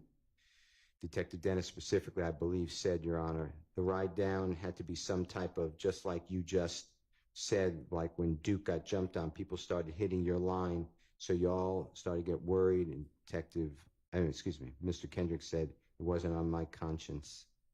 And then in there, they talk about Mr. Stillwell was probably getting calls. all right, let's just see. One no conversation. Everybody just sitting there like, Yeah, that was just stone with it. Like I get my own strong art. right. But what I'm saying is, the ride down had to be some type of, I don't know. I ain't because know it's just like you just said, when Duke got jumped on, people start hitting your line. Yeah. What's going down? So y'all had to start getting word that these names are out there. As nuts just got killed. Yeah, but it's like, it went, yeah, they probably got getting, like, called wasn't on my country or folk want to call me. Like, yeah, you know what I'm saying? They want. But if they your people, it's almost like you guilty by association to an extent where if this time It's coming out. We wouldn't have any problem taking that whole last 2 or 3 sentences out. Like, they were probably getting calls thinking it was them, and then Dennis saying it was your people, you guilty by association. Like that, those 3 or 4 lines, we don't have any problem coming out. All right, does that cover it? Yeah, Mr. Kendrick, I'm sure it covers it. Specifically said Shannon, so I'm assuming that's it covered it too. Let's make sure. Yes, Okay. yes. Okay, Excuse me, Your Honor. Can we take 5 minutes before we continue down the list? sure. Yeah, that's fine. Let's take a quick break. Thank you. Sure.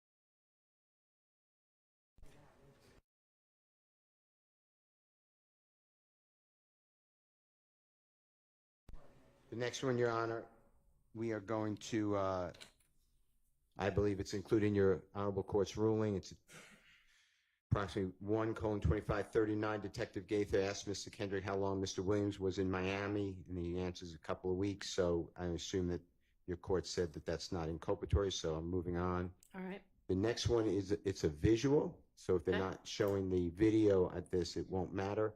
All right. But Detective Dennis points to the photograph of Mr. Stillwell and says he's all about that action, and they're talking about shooting people. They're talking about violence.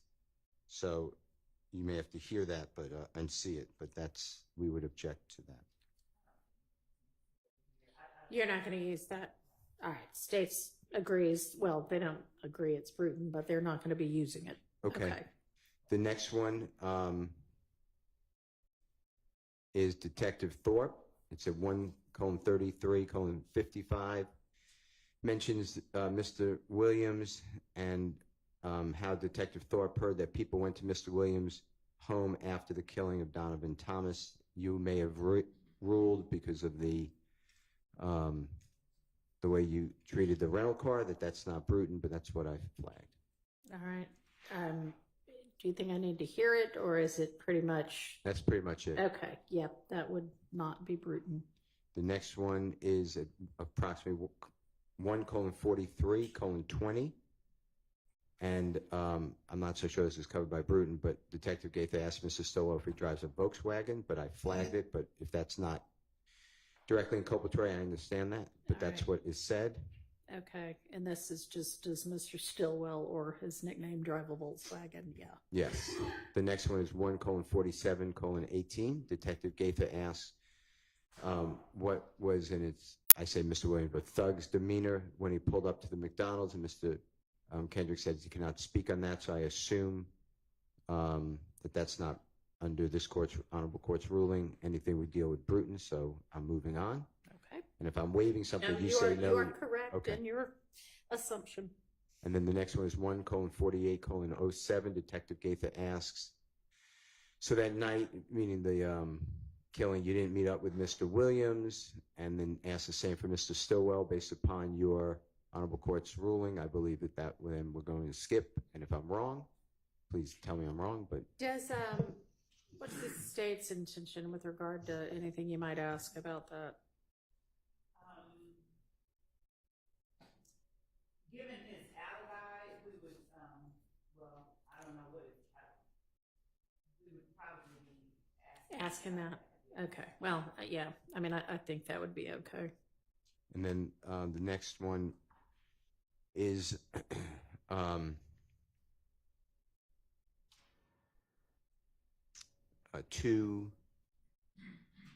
well, it's really the same, Your Honor. It's clarifying the same thing. You didn't meet up with Mr. Williams or Thug and Mr. Stillwell, so Okay. that's it. Yeah, That would same. cover the entirety. Now, that's just for Brutin, but again, I will send to this honorable court, and there are cases on a RICO conspiracy, a conspiracy, and Brutin. Okay. I'll be on the lookout for that and the state's position on that also.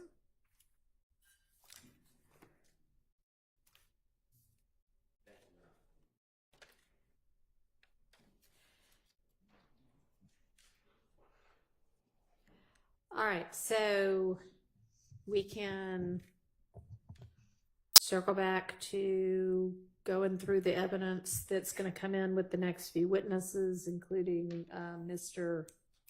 Sprinkle. If y'all are ready on that, we can move on to the wiretap evidence that the state intends to use. We can.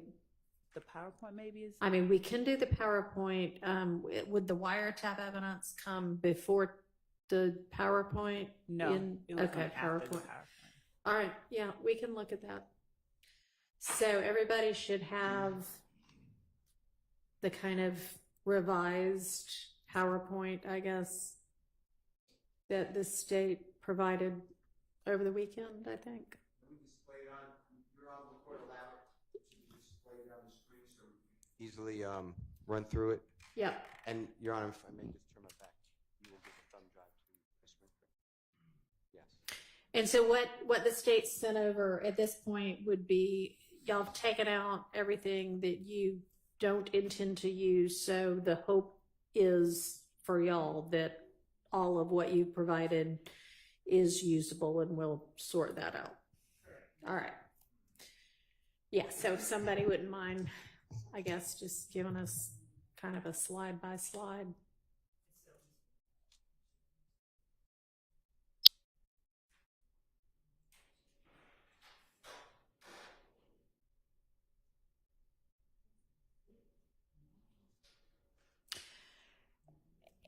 And I don't know that it needs to be displayed on Zoom as long as we're all looking at the same thing.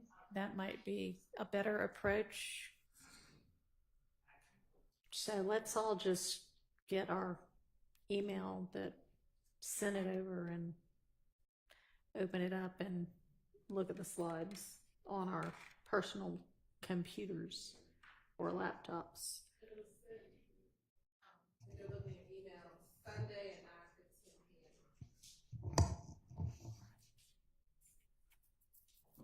p.m. It was sent Sunday at 9:15. All right. And was it a Dropbox link or was it an attachment? Right. It was an attachment with a PDF. Okay, right.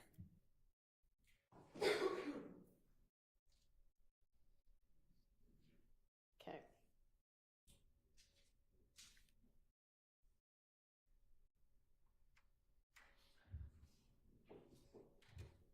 All right, is everybody ready? Everybody got it up?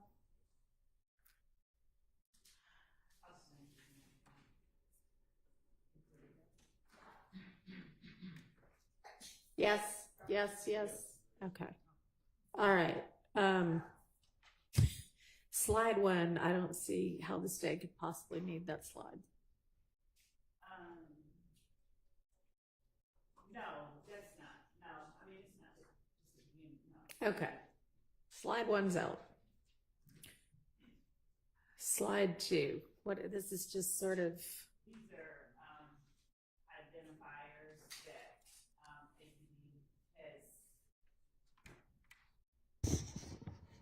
identifiers that APD has identified, and All right. Hadn't there already been testimony about that? there has been testimony about snakes and tattoos and red flags. Yes. Okay. So that one's out too. If you say it is, it is. Huh?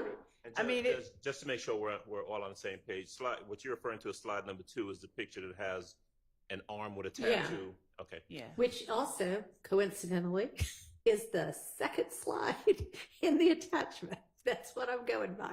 All right. Just didn't want to make sure you weren't All looking right. at the title page. And then Okay. we're on the same page, All right. literally. Okay, good. All right. Slide number 3. What's y'all's argument for needing that? Okay, we can. Because we've still got some language on all of this too. So we can take out, we can take out all the language. Mm-hmm. We can take out all the language. Okay. Yep. Can you take that outside? John, may we be allowed to remove the Mondo board, the IT department? Yes, that would be wonderful. We're not going to use it, so out it goes. So Thank you. y'all go ahead and, yeah. Not right now. Okay. What about these 5 pictures? So the pictures, Judge, are just as he's talking, he would. All right. So who are I see we've got Defendant Williams, Mr. Williams, Rich Homie Kwan. Birmingham. Are there pictures already in evidence of Yes. those 3 people? Yes. Then use the pictures already in evidence. How about the bottom 2? Who are they? Donovan Thomas is on the far right side. Is there a picture of him already in evidence? Yes. There is a picture of him in evidence. All right, use that. What's the middle 5th one? And this is Defendant Williams.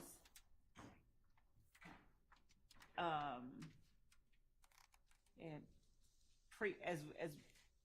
There, pre that- the gang pre the dispute, the war, the Okay. I mean, is there a picture similar to that, that if he needs to identify people or a group of people he could use? Yes. Numerous. hold on one second, Your Honor.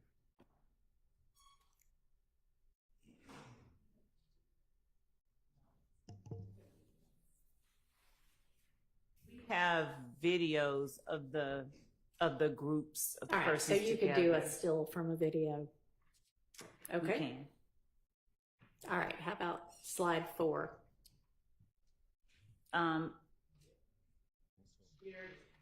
This is just, Your Honor, and our position regarding the displaying of these pictures is that they're demonstrative as he's talking about them. Of course, they've seen Mr. Copeland for what feels like ever. So they sort of know who he is. Mm-hmm. They haven't seen as many pictures, just face shots of Mr. Watts.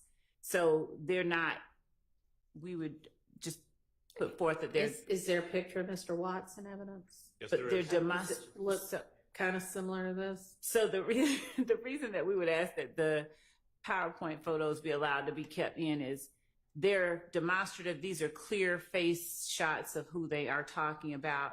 There's nothing that is inherently or substantially more prejudicial due to the cumulative nature of these photographs that would cause either defendant to be in danger of being convicted of something or on something other than proof of the crimes we have listed in the Are indictment. they going to, for some reason, be talking about Mr. Copeland and Mr. Watts together, that they're like, Yes. it's going to be crucial for the jury to see, here's Copeland and here's Watts? Not crucial. But he will be talking about a specific interaction, specific.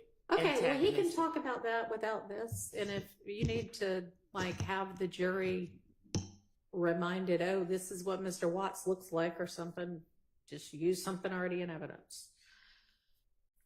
All right, what's this picture of some fence? The gambling house that Do we have pictures already in evidence of that? knew. Okay, then this one's fine. Slide 6. With the stack of money and obscene gesture. Hold on.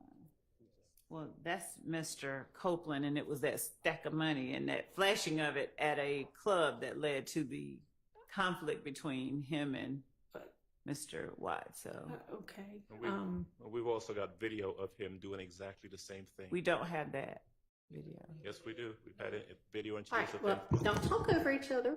Do you know what exhibit number that is? Your Honor, we initially entered the video in June. However, that was after 3 o'clock. And so we did not enter it again Okay. this time around. So I do not believe the video is in evidence. I'll double Okay. check, but I believe that was after All 3 right. o'clock.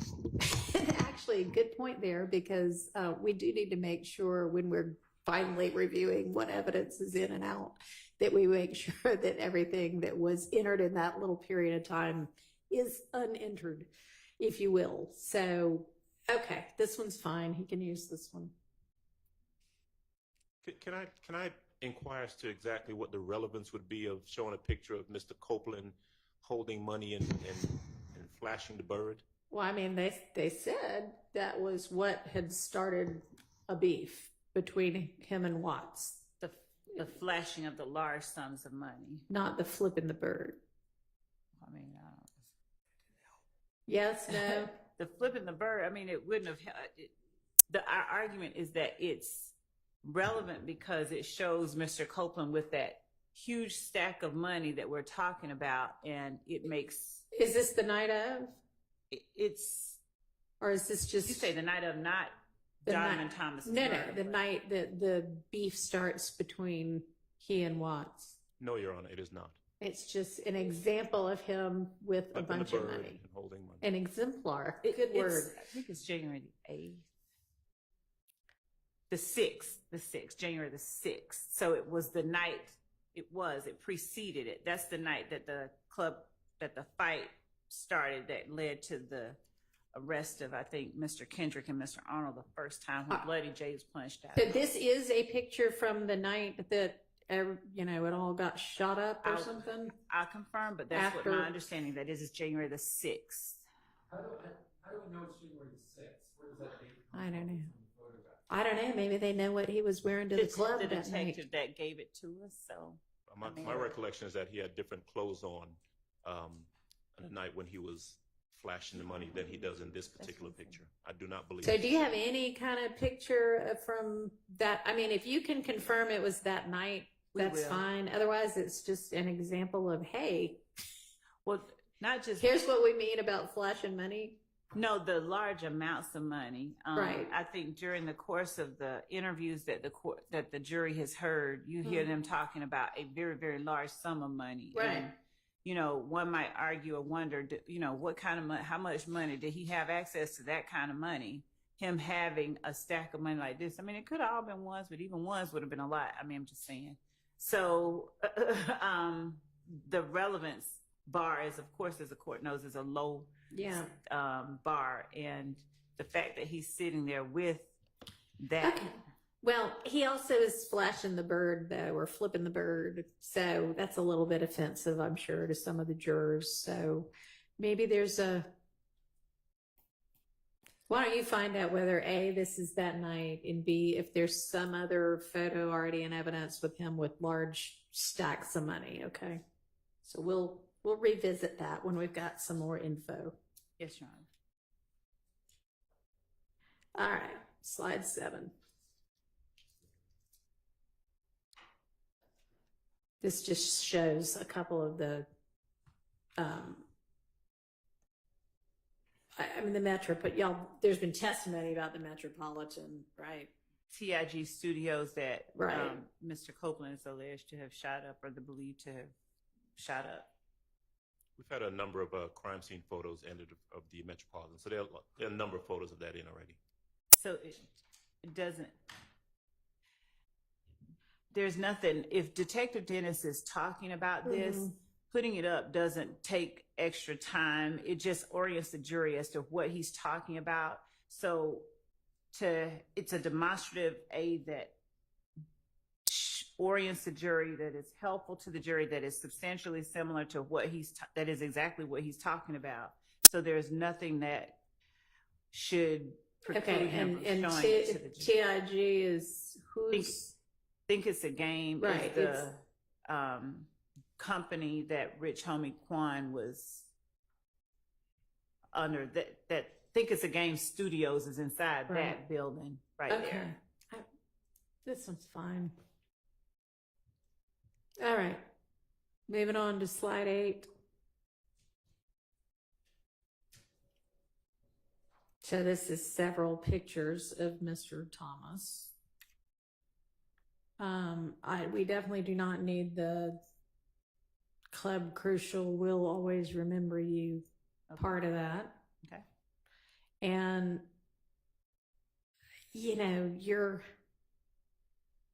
the language about whether he's a high-ranking member of a rival gang, that's, It can come out. thank you. But yeah, I know it's asserted that he is, but this sets it forth like yes. It can- fact, and it- that's for the jury to determine. Yes, John. I'm just trying to X over everything. Okay, so, Did you have something?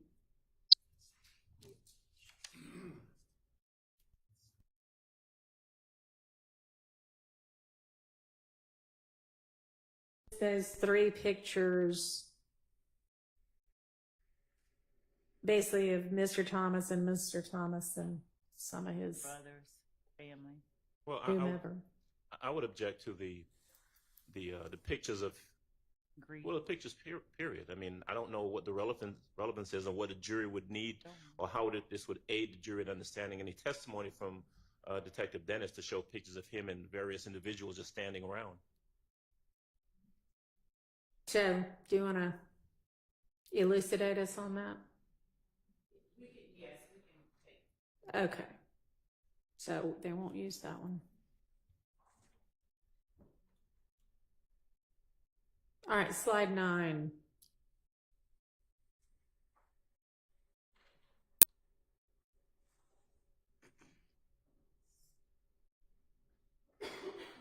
So slide 9 shows just the type of Are these actual posts already in evidence?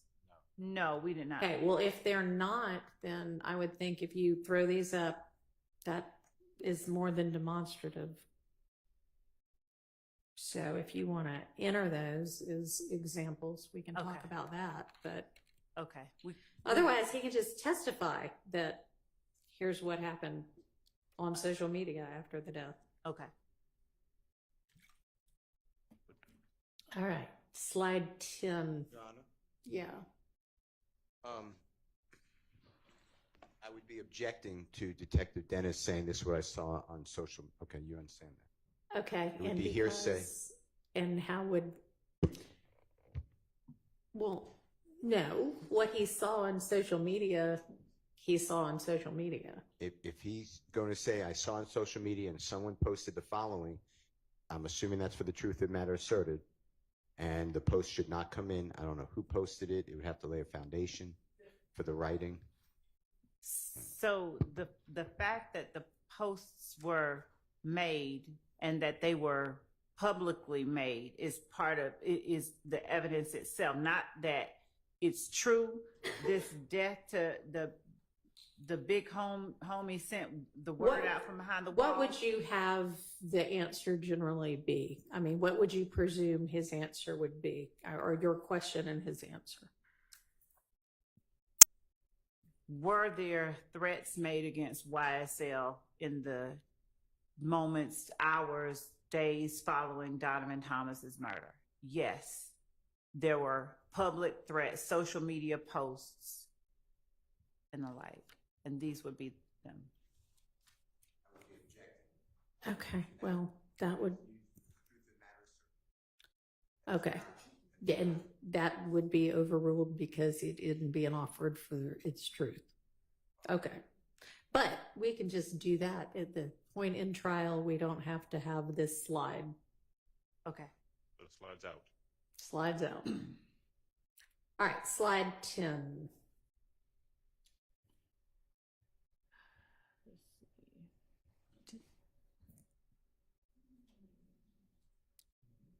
Tell me, I guess, what I'm looking at and why he's going to be using this.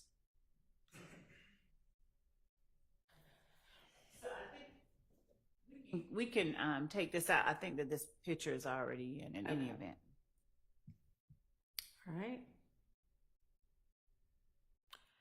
Slide 11.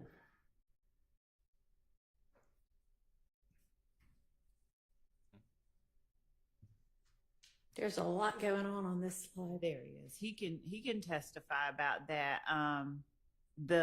It's basically Mr. It's the services of the victim in this case. So he can testify about it. It's a good question. Victim impact. What would be the relevance of how, many people were moved by his death?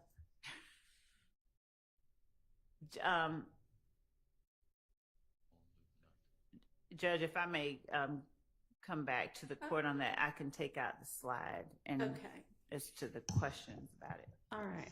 So 11's out. So the slide, yes, 11 is not going to be used, and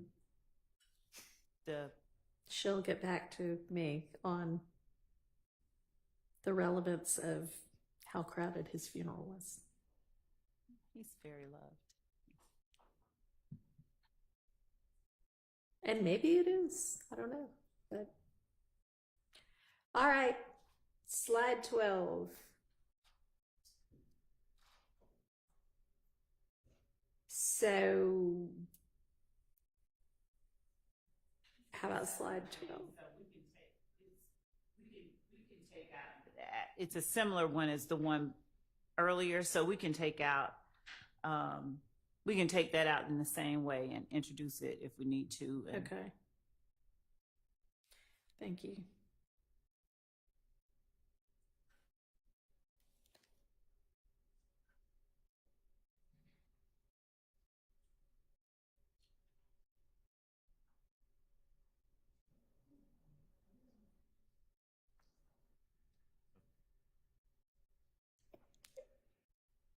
is the picture with the placards from obviously some shooting already in evidence? I don't think this particular one is, but it will be. We anticipate that this will be admitted in Well, evidence. if you want to present it to him and ask him about it, that's fine. Okay. And the second one on there, do y'all intend to have him talk about that picture? We can take that out. Okay. So that, yeah, we can take that All out. right. So then 13 essentially won't be used, and you can, if he can identify what's the crime scene photo, then he can testify to that. Okay. Number 14. Do we already? Do we? So, Judge, we don't have to. With number 14, we would need to introduce, I think, the photographs versus putting it up. Okay. He could. We would, yeah, as opposed to using it as a demonstrative. Okay. This And is I mean, if they're photographs. already in, then obviously if he needs to testify to them, he can. And if they're not in, he'd need to be able to, obviously you'd need to be able to lay the foundation. Right. but- And we may just get, some of the ones that are, as the court has already pointed out, some of the ones that are already in and put them on, just to use those as our exhibits with Okay. him.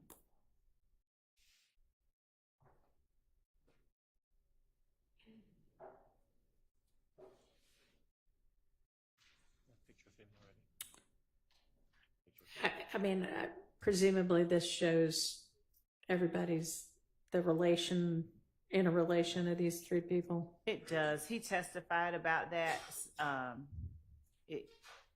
But this is just like putting faces to the names and sort of family diagramming, and I think we actually did that earlier. So Okay. it would be referring back to something that's already. I'd be objecting. Then Your Honor, no. the mother, if I interrupt, I apologize. If the mother of Mr. Thomas testified to family relations, the father of Mr. Thomas testified to family relations, and Detective Dennis testified. Now, he may not have, actually. He may not have. So definitely the parents, the mother and the father, I would be, it's just repetitive. Okay. Sounds like she doesn't intend to use this anyway, upon further reflection. 15 is All right. Slide 16.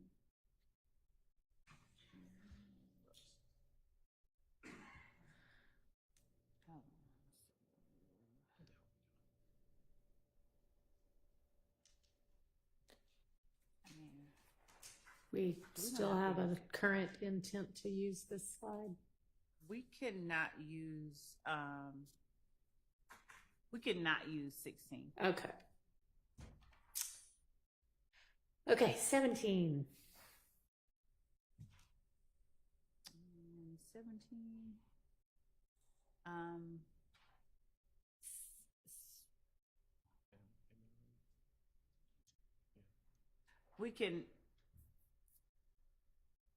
We can as well not use. So I think that what we'll do is just take some of the pictures, photographs that we've already admitted, Okay. and use those as the exhibits rather than trying Okay. to introduce whole hog. This Sounds PowerPoint. reasonable.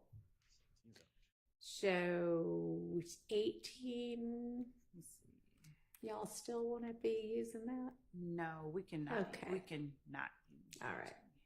Well, except that I think that the photograph in the bottom right corner Yeah. were guns that were recovered, but I'll confirm with Dennis. I won't need so that might be something that we could use as an exhibit and not Okay. a slide. So if there's anything in this picture, certainly not the top three, Okay. but if that bottom right picture, if we do anything, we would tender it as an exhibit versus trying to put it in on a demonstrative slide. Okay. And these are all It was the stuff that was collected from one of the vehicles. from an alleged rival gang.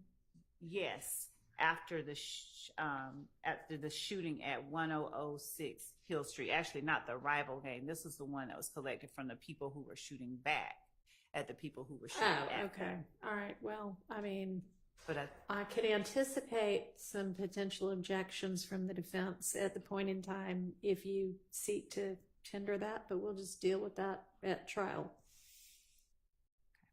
But don't be surprised, because I certainly think if I were the defense attorney, I might have an objection to it. I think they wanted this part in because this is Oh, from well, the we'll other see. side. This is We'll the see guns what the from strategy is. from the other side. We'll see. Okay. Okay. That's what makes trials interesting. So 18 is out. 18 is out. 19. 19. We have not yet introduced that photograph, but I think that we've. The one on the bottom, or Yes, okay. the one on the bottom. Part of that photograph is part of what was talked about in the interview with Mr. Copeland that has been shown to the jury so far. So we could definitely take out the words. We'll do whatever the court instructs, but that photograph, we can introduce it as an exhibit if it has not already been admitted, and we cannot publish the PowerPoint slide. Okay. And in that vein, Judge, with respect to, since we're going through it like that, rather than introducing, no, I think maybe we should. I was going to say rather than introducing the whole thing as just, here's his demonstrator that he's using, since we're cutting it up and using parts of it, rather than saying, okay, we're going to use this, we won't use the PowerPoint. Right. We'll use exhibits that either have been admitted or that we tender through him. Okay. All right. And so that'll be true for the rest of this. Yes. Okay. So the whole PowerPoint's out. Well, am I hearing that correctly? We won't use the PowerPoint. Yes. She's just saying it's going to be easier not to. Because, I mean, I would imagine he's probably kind of like, press play and he's like, here's what happens in slide 1 and slide 2. And if he's not doing that, then it might be easier to do it another way. Right. Okay. All right. So then I guess as for the rest of it, we can keep going through with regard to the pictures themselves, or you can just, if there's some that, if there are some pictures depicted within the slides that the defense thinks are particularly egregious or objectionable that you want to go ahead and alert me to, that's fine. Otherwise, I guess we'll just see what happens at trial. Your Honor? Yeah. Wouldn't the same rule that your court said the state now will give us what they believe they're going to introduce as an exhibit through Detective Dennis, and we could raise it with you? Yeah, that would be helpful. I mean, you're going to want to take a look at this and then decide what you actually want to use. So once you kind of narrow that down, if you'll just let the defense know which ones you actually want to use, then they can raise any kind of objections that we could get taken care of outside of the presence of the jury beforehand. That's fine. So Thank you. Can I just make an observation? Sure. Or an objection? So before this honorable court took over, there were lots of objections as to, it was Detective Dennis allowing to say his investigation. So not a witness came in, the crime lab person didn't come in, just he was allowed to say, I learned of, and these CAD reports, I objected to everything on confrontation clause and hearsay, and the former judge denied it, so it all came in. I think the state, is about to do the same thing with the same witness, and I will be objecting again. And I also have this section. I'm looking for Georgia cases. Okay. It says, this is, I have a couple cases. This is United States versus Nguyen, Nguyen, F. That's wrong. 504 F 3rd, 561, 5th Circuit, 2007. Thus, while summary witnesses, which is what I call Detective Dennis, may be appropriate in complex cases in certain circumstances, they are improper for introducing evidence that the jury has not previously heard. We repeat our admonition that the government may not use summary witnesses for inappropriate means. While such witnesses may be appropriate for summarizing voluminous records, as contemplated by Rule 1006, rebuttal testimony by an advocate summarizing and organizing the case for the jury constitutes a very different phenomenon, not justified by the federal rules of evidence or our precedent.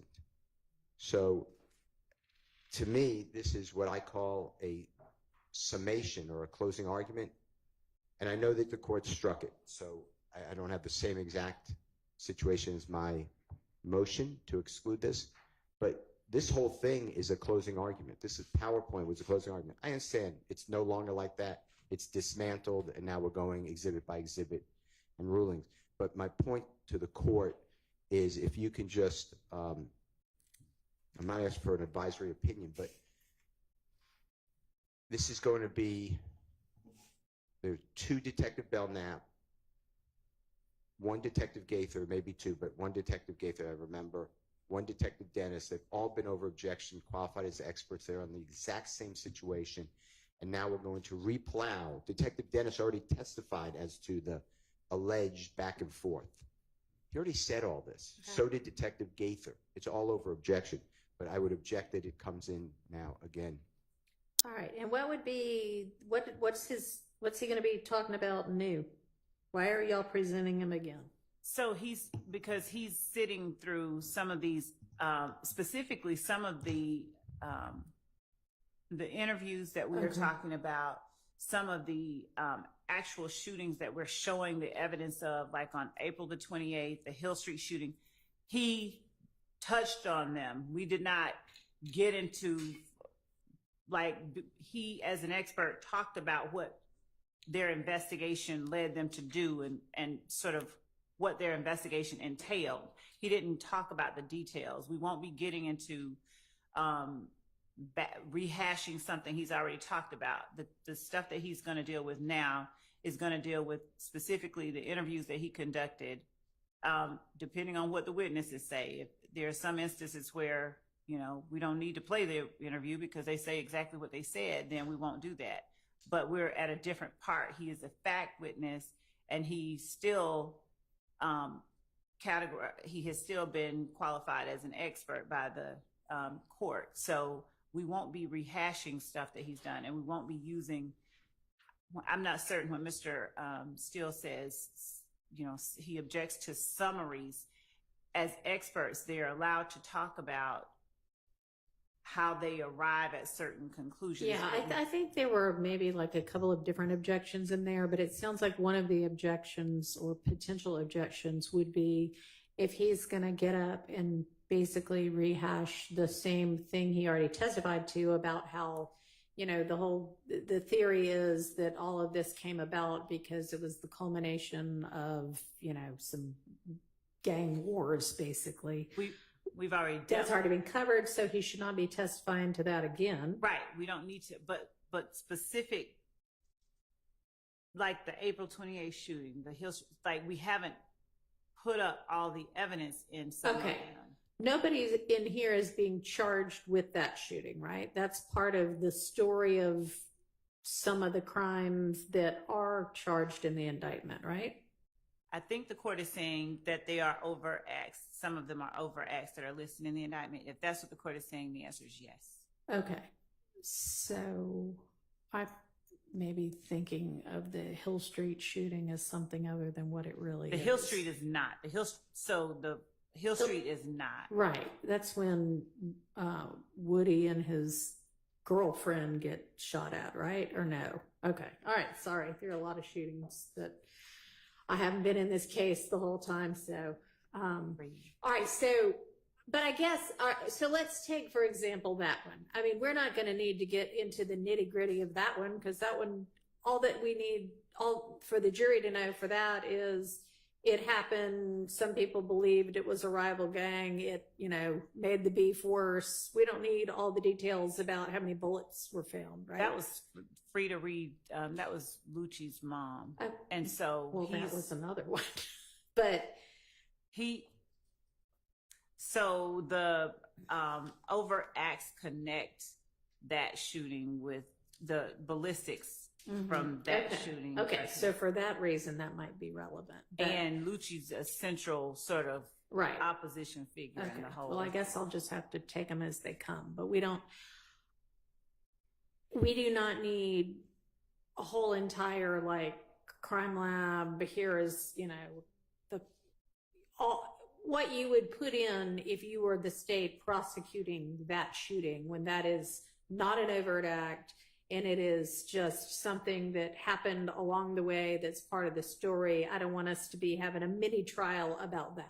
And we've scaled back everything in the indictment, even like we were saying yesterday with the Rodelius Ryan murder. We've scaled everything down like that, so it's not to.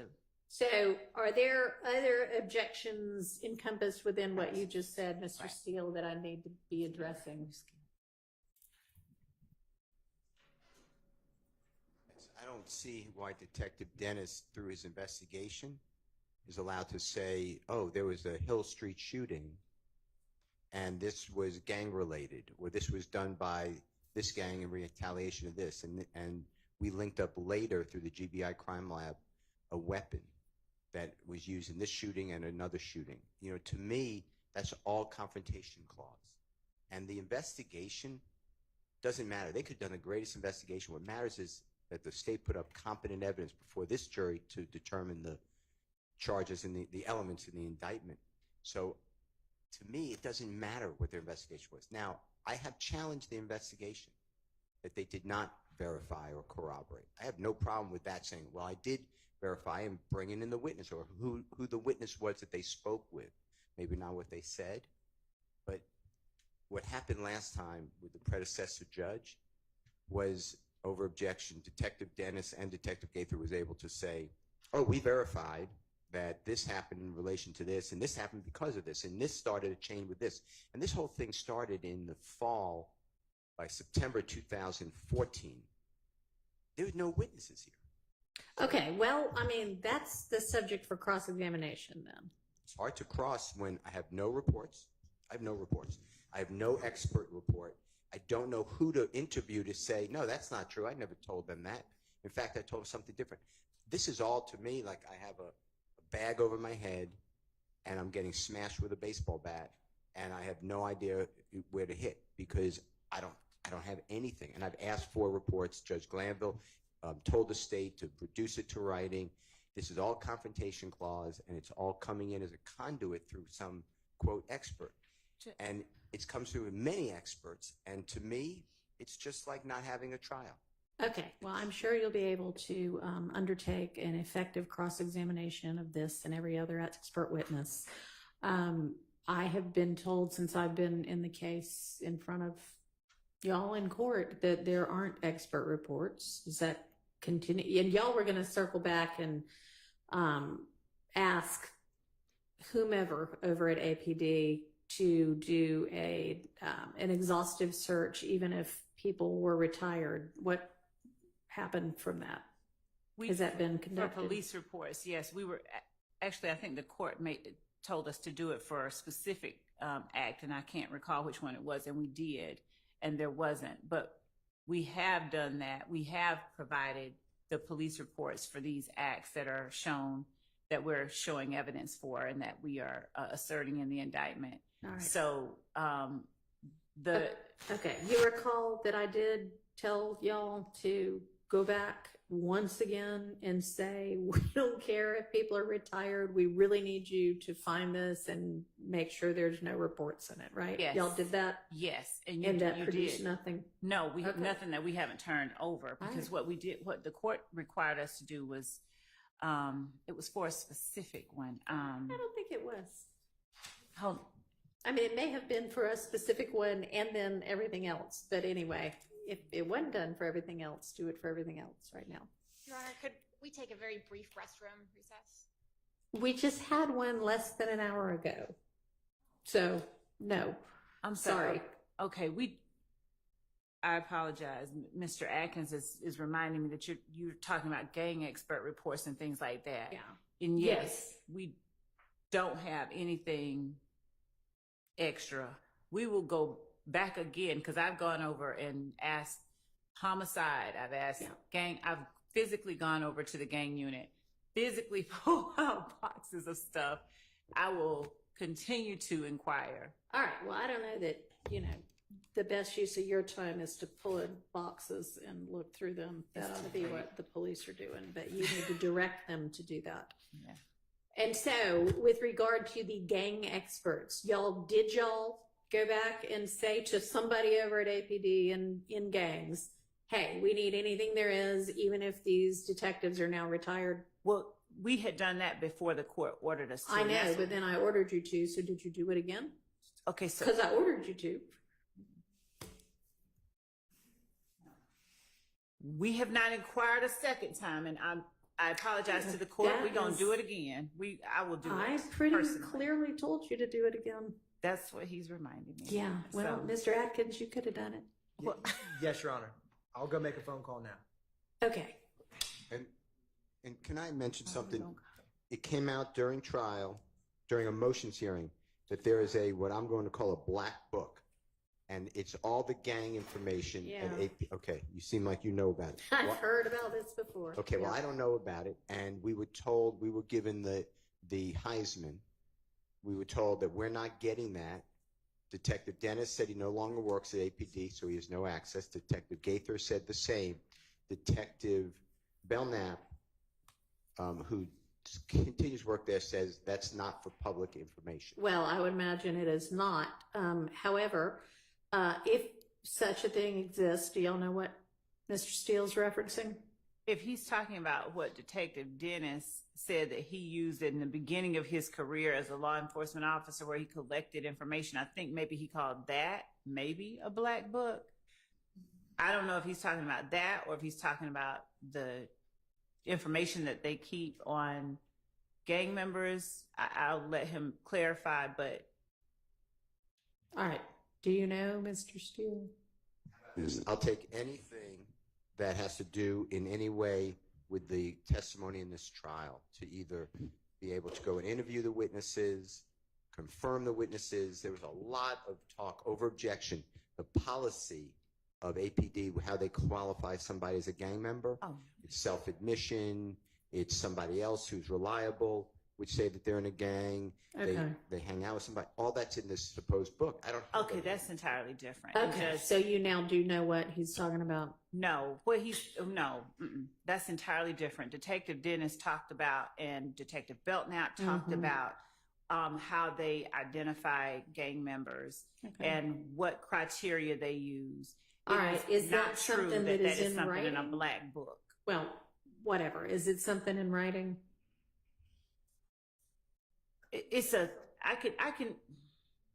I think that the criteria, those criteria that they use, that is something that is a written sort of criteria, Okay. and I'll get All right, that. let me propose, if that's easy to get and they don't have kind of security concerns with it being provided to the defense, then provided, if they do have security concerns, then it can be satisfied by saying, Mr. Steele and anybody else on the defense team, you can come look at this written policy, at 12 p.m. on XYZ day over at APD. That satisfies it also. So in some way or another, if there is a written something that is how they classify, then give them access to it in one of those ways, okay? I will, and we will also check to make sure that we've not already given them standard operating procedures as it relates to gang unit. Well, and gang obviously, if they've got identification. it already, then they've got it. But in terms of being able to cross-examine the witnesses on specific incidents that they've discussed, we've turned over entire files relating to each of these incidents. Okay. All right. It sounds like what Mr. Steele's talking about is the sort of policy that you just mentioned, that are the guidelines, the criteria. Actually, want the specifics of who they spoke with. They're talking about. All right, well, they may or may not have anything like that in writing. Well, and you can always just interview the detectives Well, to ask them those things. well, I have interviewed Okay. the detectives, and they tell me that they're not releasing that information. They would speak with somebody.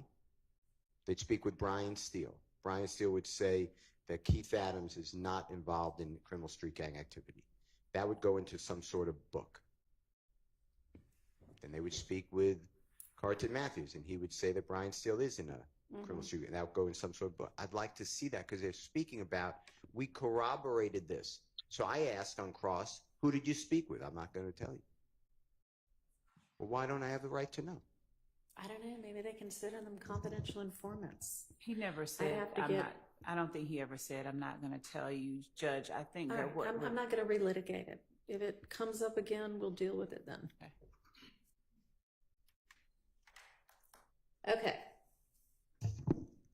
So I'm not even sure how we got on that. Oh, but Mr. Steele, you've said a couple of different times that you object to certain portions of CAD reports as being hearsay, and you were going to get me some law about that. And I don't know if other CAD reports are going to come in or not, but.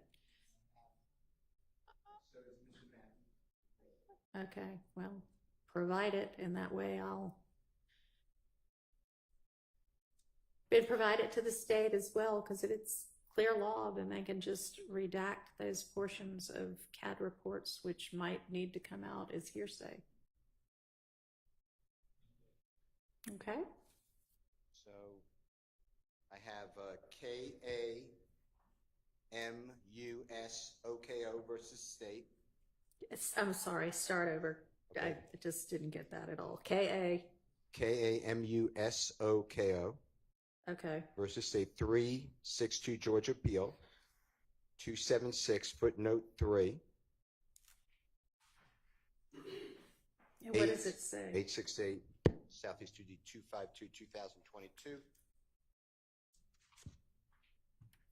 Says Camusoko makes no distinction between any particular statements and declarations, and therefore has abandoned any challenges he may have regarding particular statements or declarations.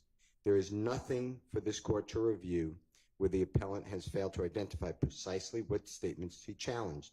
In addition, although Camusoko mentions in passing that whatever was said to the 911 operators was filtered through people who did not testify at trial, he fails to include either citation to authority or meaningful legal argument that the CAD reports were inadmissible because the 911 operators or other persons writing down the declarant statements did not testify at trial. He therefore has abandoned appellate review of any challenge to the CAD report on this ground as well, and that ground is hearsay and confrontation clause. It's in Division 2 of that opinion, but I read from footnote 3. All right, so I mean, that doesn't establish that if objected to, it would have been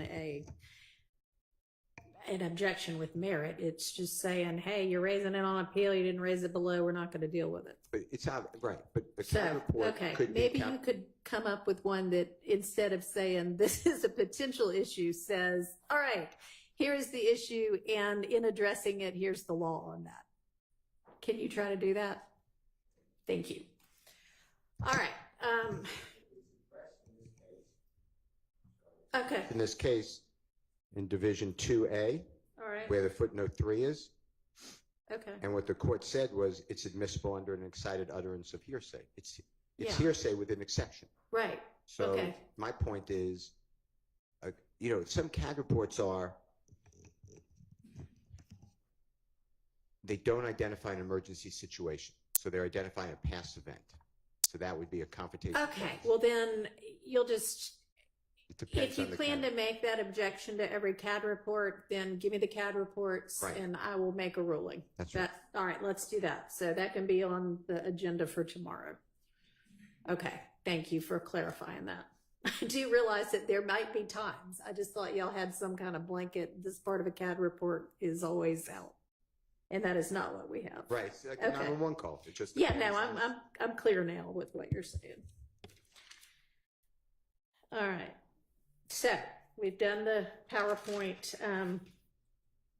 So I am going to give us another quick break, but I'm going to say, and I'm going to say this once, and I don't want to have to say it again. And this is kind of what you say to little kids when you're on a road trip with them, is if we're taking a bathroom break, even if you don't have to go right then, if you could hold it for another 40 minutes, just take the opportunity to use the restroom so that we don't then 30 minutes into court again have to take a break because now you can't hold it anymore. Okay? All right. So we'll have a little recess.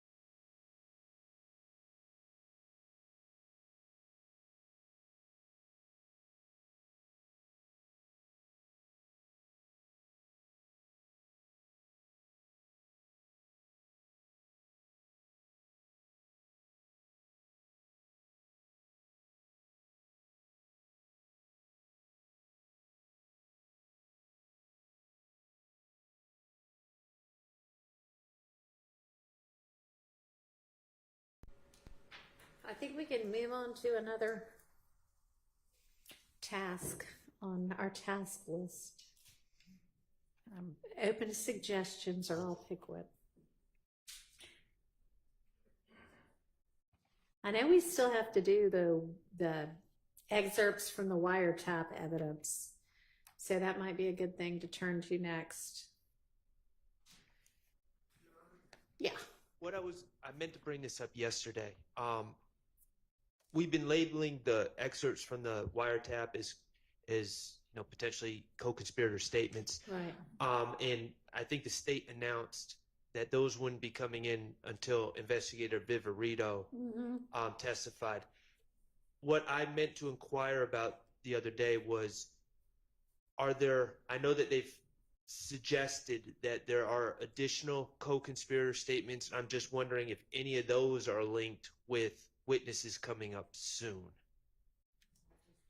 Hang on just a second. Nobody say anything because our court reporter needs to plug in back up.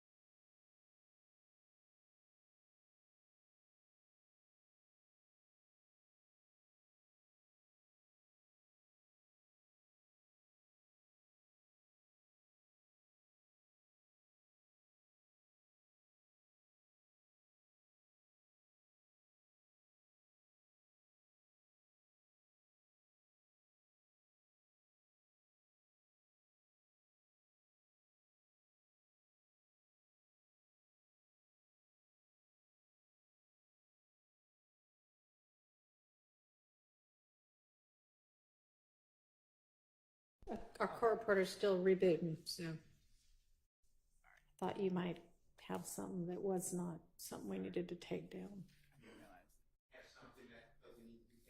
Okay. Some research to do on our case tomorrow. So with Mr. Williams' permission and Mr. Adams' permission and the court's permission, I was going to do that at my office. And I will not be here tomorrow, if that's okay with the court. And Mr. Williams said that's okay with him. He could speak for himself, and Ms. Adams said that's okay with him. All right, sounds good. Thank you. Okay, we're back up now. So I don't know if all of what Mr. Shart said got on the record. Do you mind just reiterating it? So, yes, I will. We put off. We suggested that the wiretap co-conspirator statements are going to come in through Investigator Viverito, which would be later on in the trial. But I believe that the state has also stated that there are additional co-conspirator statements, alleged co-conspirator statements that are not part of the wiretap.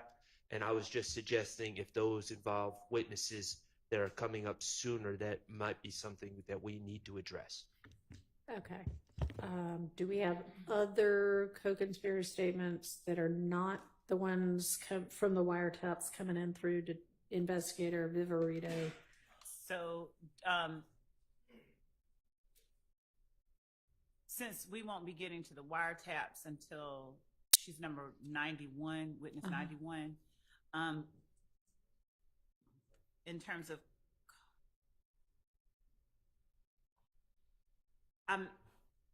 okay.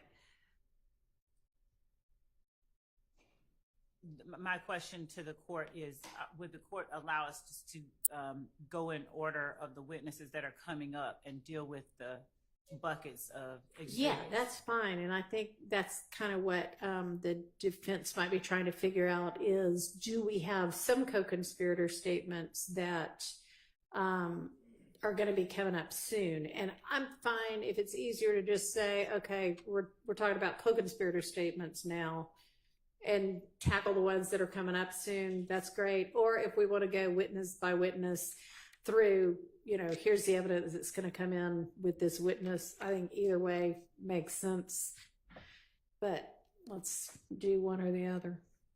So yes, it sounds like maybe there are some other co-conspirators or alleged co-conspirator statements that are going to come in soon.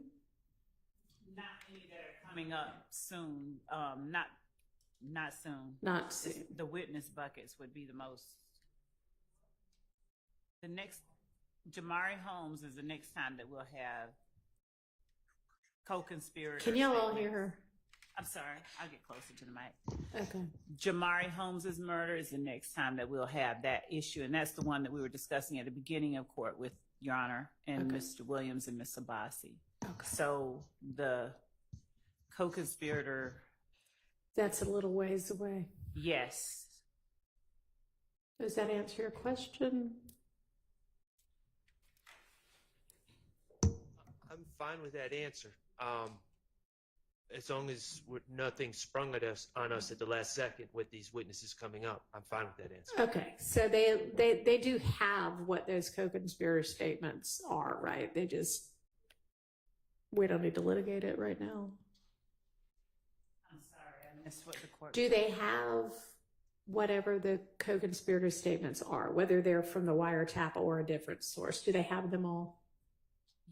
Yes. And have they been identified as potential co-conspirator statements? Yes, Your Okay. Honor, for the most part. Just 1 second, I'm going to confirm one thing. Okay.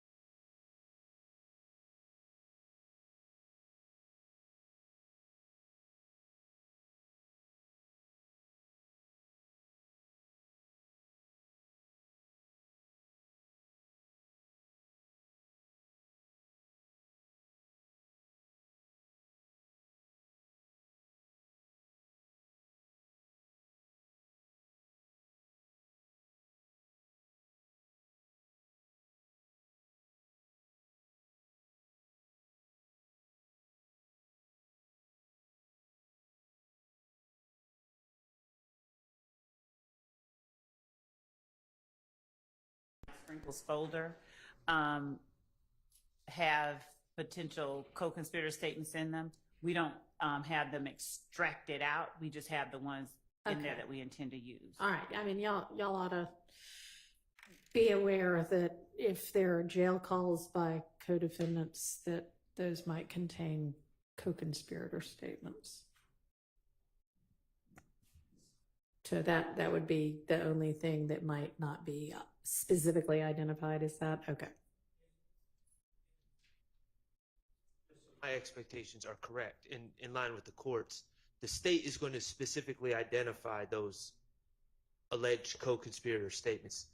Correct. I mean, there's thousands of jail calls from probably, I'm underestimating, well, thousands, yes. So we would need to know what statements, when they're made, between whom and whom, if the state, because we would like to litigate these beforehand. I know the court would too. We put in the Mike Sprinkle bucket the jail calls that we're using. All right, so jail calls y'all intend to use are all in the Mike Sprinkle folder? The ones that the ones that we have identified that we intend to use, and those are the ones the court told us to. Okay, so the universe has been narrowed, hopefully substantially. I haven't looked to see how big the Mike Sprinkle folder is, but If it's the same one that I think they're talking about, it's about 200 calls. okay, well, then- 15 minutes each. So that's 50 hours of. okay. Which I presume is one of the reasons y'all said, let's hold off on dealing with what's in the Mike Sprinkle folders. So as the state, look here, as the state is itself going through the Mike Sprinkle bucket in further detail and identifies for itself the specific co-conspirator statements that it intends to introduce, please identify those as well to the defense. As soon as you know, let them know. So we have 14 in the Shannon Stillwell folder. We could start there since that is his client, Mr. Shart's client, that we could actually review. Okay. Let me get some clarity. So in the Stillwell file of jail calls, are those already identified? Just here are the co-conspirator statements, or are they just like, here's a 15-minute call, here's a 5-minute call? All right, and do you know what portions of those calls you? Yeah. All right, but whether you've broken them out or not, do you know what those are? Yes, that's why we put those 14 in there. Okay, so if you can, if that's what I'm saying, is once you know, here's call from January 2nd, that is 15 minutes. I'm going to use minute 2.5 to 2.9. That's the part I care about. When you know that, let the defense know that. Okay, so if you know that already, instead of us sorting it out here live, give that one of y'all sit there and type it up and send it over. They can look at it tonight. We can deal with it tomorrow. Okay. And similarly, do that for everything else. All right. Okay.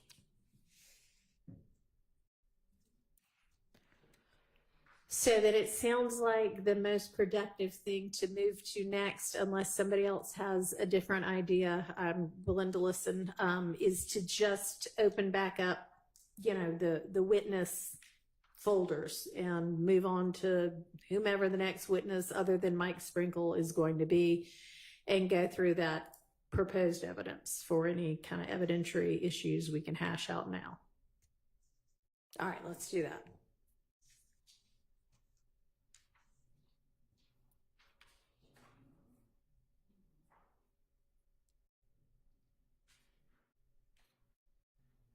Why do I hear something?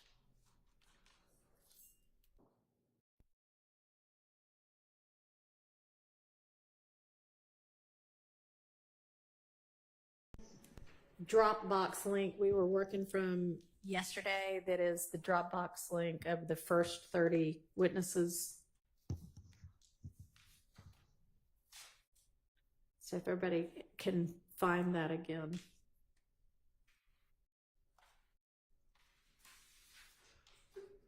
Bless you.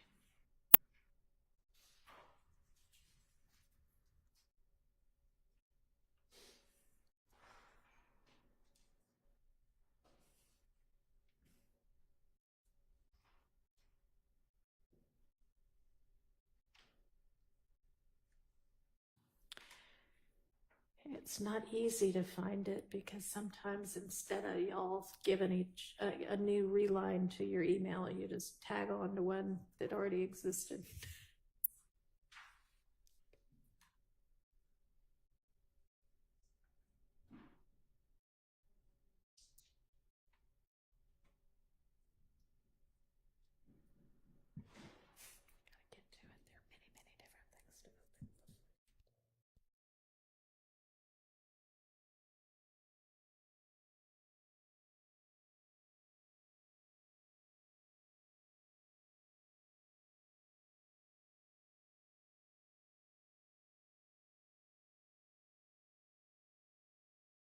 2024 email from Mr. Atkins. I'm pretty sure. That's right, right? Yes, Your Honor. It says 30 witnesses, and then it has 8 August 24 in parentheses.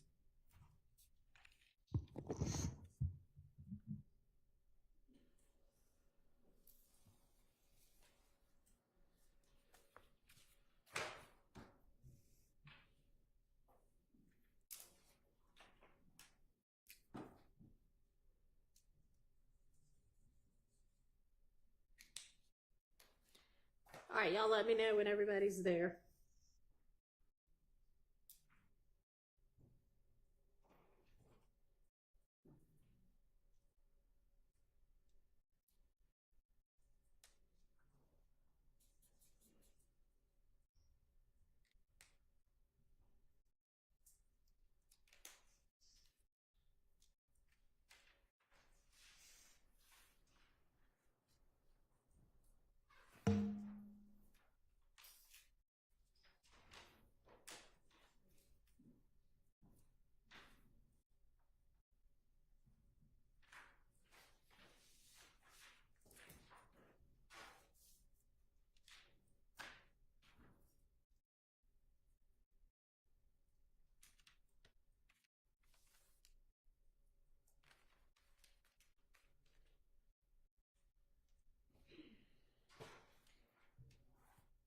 Is everybody there now? Almost. All right.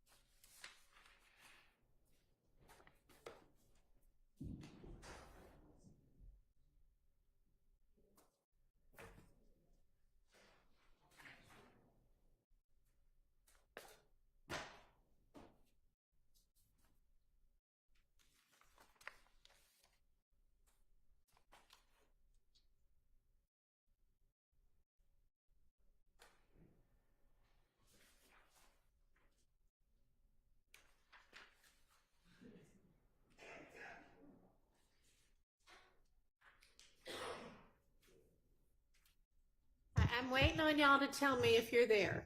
All right, is everybody there? Has everybody got the 1 through 30 Dropbox link up? We have Kendrick has the folder.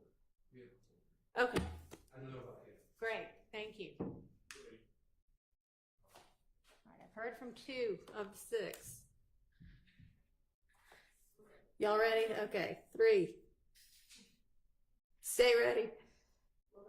Okay. Mr. Matthews, you got it? Yes. All right. Who else?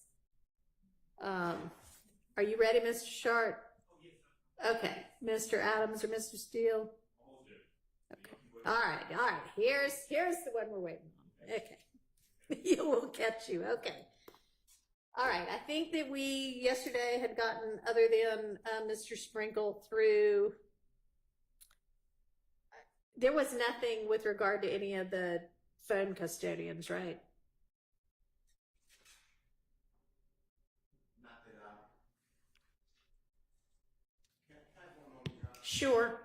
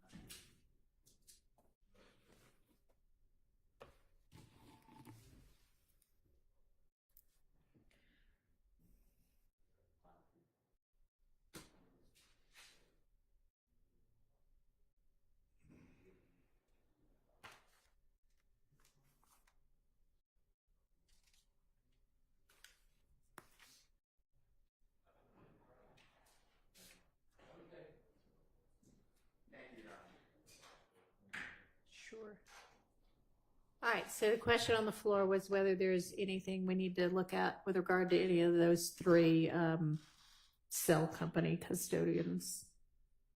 Your Honor, if they would like to stipulate, we can, as to those records, we can just bring in the records themselves and save that time, but. That would be nice. How about it? Miss Westmoreland doesn't want to. Okay, no, that's not going to happen. All right. Well, so we'll have three more witnesses, but with regard to the evidence within those, any kind of motion and limine type issues we need to deal with on those.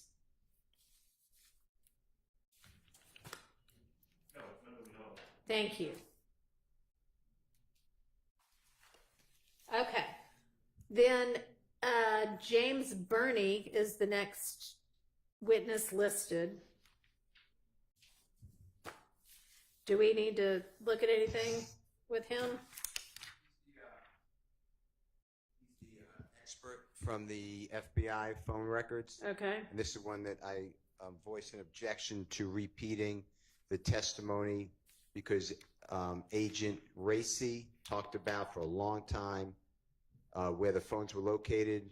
The prosecution stated that based upon questions by some of the lawyers for the accused, that they needed to do something else. I'm still holding my objection because I believe it's going to be, I looked at the report, it's the same thing, maybe a little nicer because it was done nicer. And I don't mean to insult Detective Racy. He didn't have like a chart, but I just believe that it's the same. And by when the same, I'm talking about the April 26, 2015 shooting of the tour bus of Mr. Carter, a performer known as Lil Wayne. Otherwise, no, I don't have any issues with with Agent Burney. All right. And Your Honor, Yeah. per the court's guidance, this April 26, 2015, we are not discussing with Special Agent Burney. When he speaks on specifically the January 10, 2015 murder of Donovan Thomas, that's the only cell records he's going to be testifying to right now. He does analyzes cell site tower data for other acts in this case and counts. So he's one of those witnesses that testifies multiple times when that act comes up. So what Mr. Steele, specifically the April 26, 2015, we will not be calling him for that purpose. Correct, Your Honor. Okay, but so when he's called here, it'll just be for the January 10th, 2015. Yes, Your Honor. 2015. Okay. Anybody else? Nope. I hear. All right. Not hearing, but I'm seeing nods. No. Okay. All right. Great. We'll move on to the next witness folder.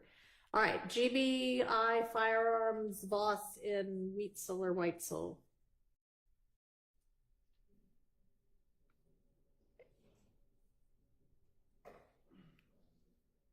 Any issues on those?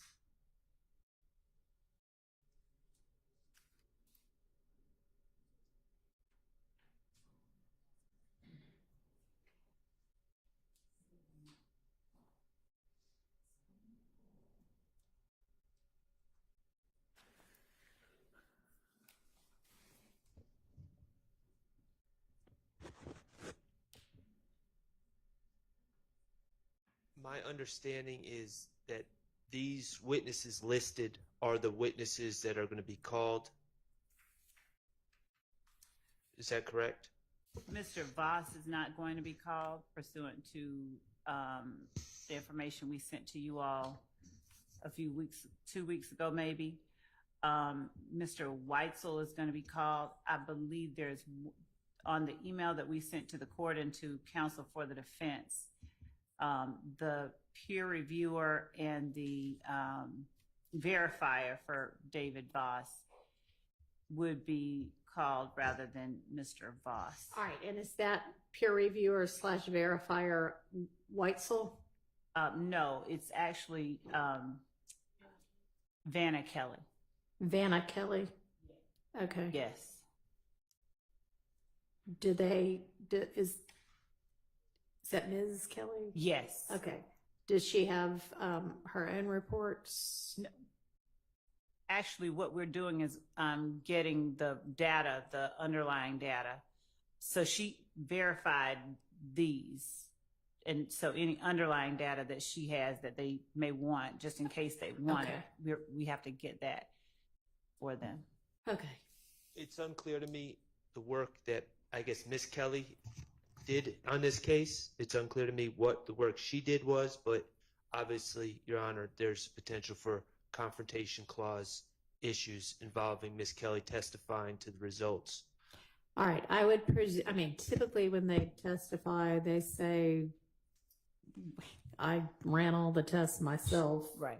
And obviously, if they didn't, then that's going to be problematic. Right, it would be. She looked at the evidence under the microscope herself and came to the same All right. conclusion. So she will be testifying to her own conclusions, not to his conclusions. Right. Hers match his, and he was the one that put out the report. She verified his by going through and looking at that physical evidence under the microscope. Okay, but her conclusions will be based upon her own Correct. testing and observations. And to my understanding, we don't have a report from Miss Kelly. If maybe she's not writing a report, I don't know, but I'm bringing it to the court's attention, the state's attention, that my understanding is we don't have a report from Miss Kelly. So if one was generated, we need that report. That's what I was just saying. She did not generate a report, but her underlying notes and data, that is what we said we would get for them, because her conclusions. Okay. She doesn't have a separate report, but she's got notes and data, and y'all will be provided that when? Did y'all have that yet from her? No, I spoke with the GBI last week, and I'll follow up this week. Okay. Let them know that this is an ongoing trial and they need to I will. provide it ASAP and then provide that over ASAP to the defense. Okay. Also, with respect to Agent Bernie, if we could swing back to that. Sure.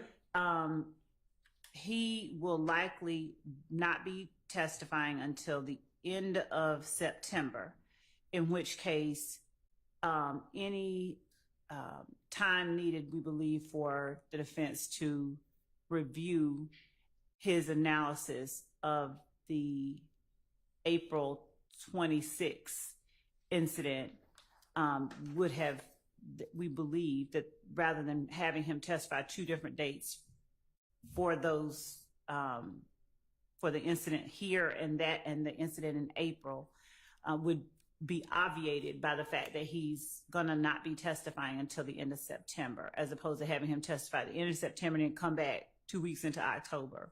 So I guess we're asking for clarification on whether or not he can just be brought in, whether that is not enough time for them to look at the additional reports that they were given last week, or was it last week? Week before? Week before last, right. Okay, let's find out. The issue isn't the amount of time that we had to review Agent Bernie's report about the April 28th incident. The issue is that Detective Racy already testified concerning the movements of cell phones. And and the state seems to be justifying this on some sort of cross-examination. Really, the allegation is that Mr. Winfrey was moving with the bus, and the allegation, which I strenuously deny, is that Mr. Stillwell was moving with the bus. Mr. Stillwell didn't have a cell phone, so I'm not sure what the point of any of this is in the first place, much less hearing it for a second time. Okay. Yes, Your Honor. During cross-examination, they challenged Detective Racy that he was not an expert, and therefore that he could not testify as to what side of the tower that the phone was on, only the tower placement. Okay. And because it was specific as to what side of the tower it was on, that's why we asked Agent Bernie to do the analysis based on their cross-examination. I think specifically Mr. Weinstein objected that because Racy was not an expert, he could not testify to what side of the tower that the phone was actually on, which is important given the movements of where the phones were at particular times the evening or the morning of April 26th. So that's why it became relevant for us to get Agent Burney to do the analysis, because he can talk specifically about what side of the towers the phone was on at particular times. All right, which phone? This was, it was Mr. Winfrey's phone, also the phone that we're identifying as Dolly White or Max or Max's phone. There may be about 3 or 4 other phones that I can't just recall off of the top of my head, but all these individuals were ascended upon the compound, which is where they started, and followed the bus all the way up to the hotel. Okay. And then went down to the studio after. Okay. And does anybody identify a phone as one belonging to any of these co-defendants? Not.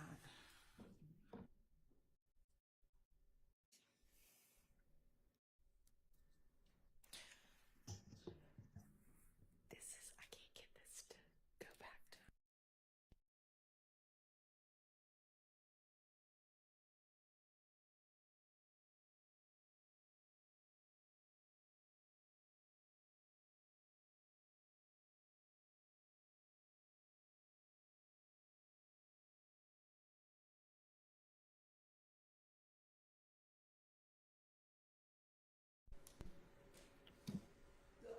Hang on. Sorry.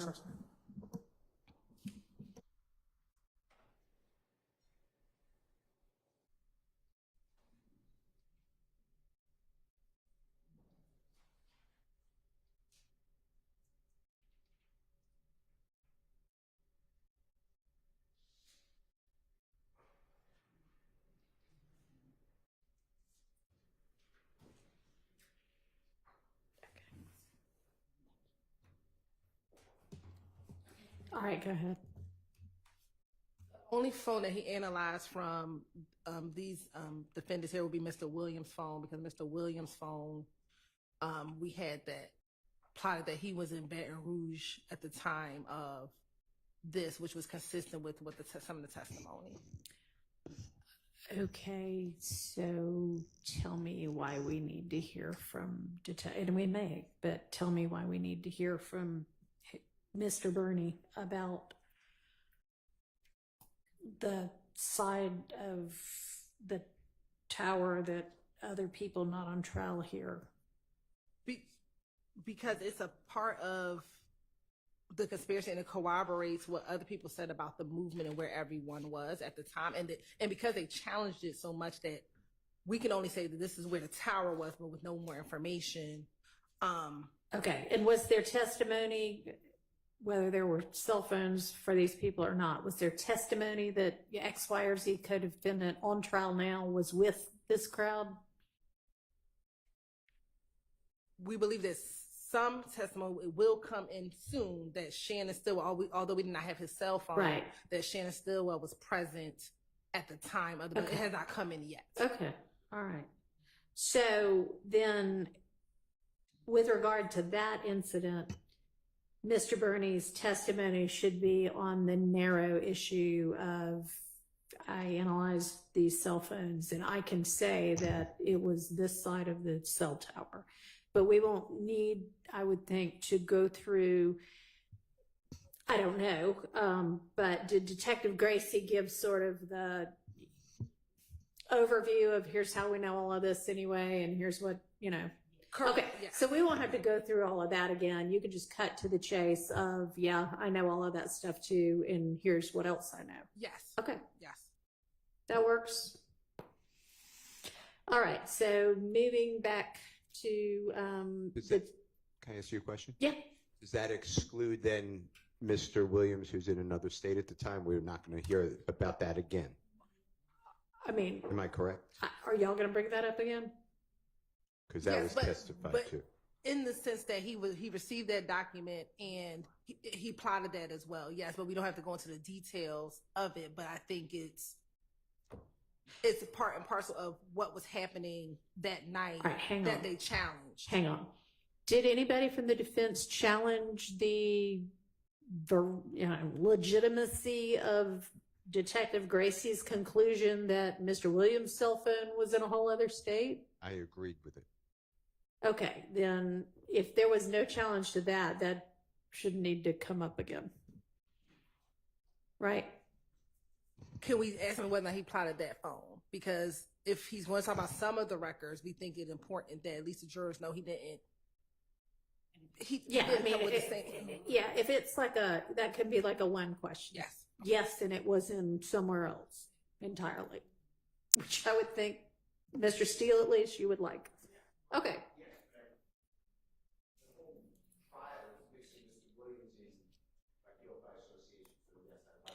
Well, that part certainly wouldn't. So you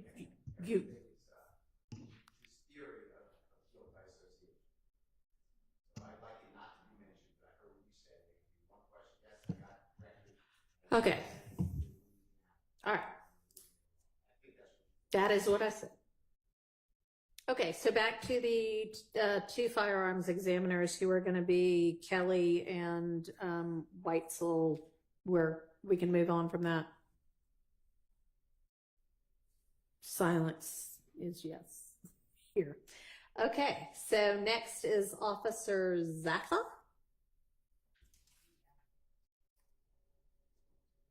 Looks like, is this one of the crime scene techs? He's the responding officer to the January 22nd, 2015 shooting at 1007 Hill Street that we talked about earlier. Any issues with this?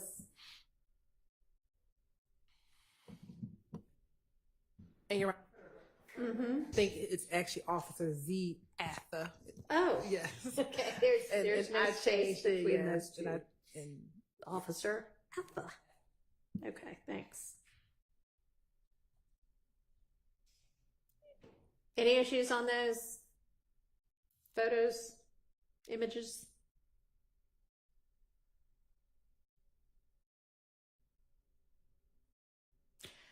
Are y'all just looking at these now?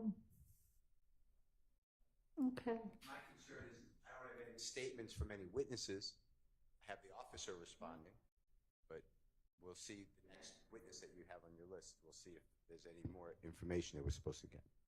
we had the police report, Your Honor, that we've provided, and then we provided, at least for this one incident, will be Miss Reed, which is the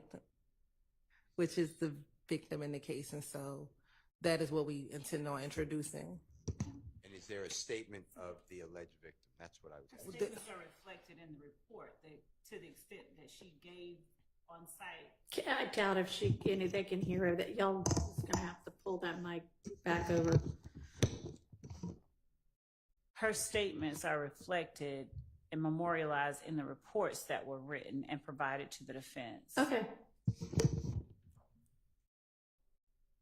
Just so we're clear, my understanding is that the allegation is her home was shot up multiple times, and so we do not have any written statement or any taped statement by any detective, taken by any detective, given by this alleged victim. And so that's what we're asking about. We understand that statements may be memorialized in a report, but we are specifically asking about taped statements, written statements. Your Honor, we'll double check, but the answer be no. Whatever her statements is contained with what she told the responding officer and he put in his report. Okay. And this was way back before body cam was typical, so that wouldn't be unusual. All right. If y'all find something else, obviously provide it, but no, that to their best belief at this point, no, there's not anything. You have everything that there is. Okay, so I'm assuming that other than that concern, there aren't any issues with these pictures that are included, since I hadn't heard any objections directed to those. Is that fair? Fair. Okay, thank you. All right, next is Sanders. I'm not sure what CST stands for, but crime scene tech Sanders. Very good. Also lots of pictures and images of their walking through the crime scene and documenting it.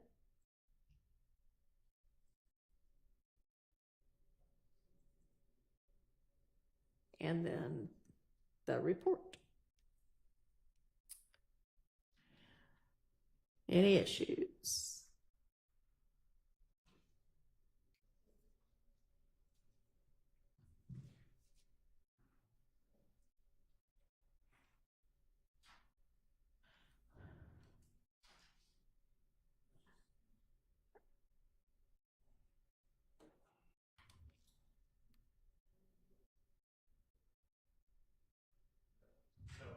All right, thank you. All right, moving on to Antrivia Smith. What is that, a video? Okay, any issue on that?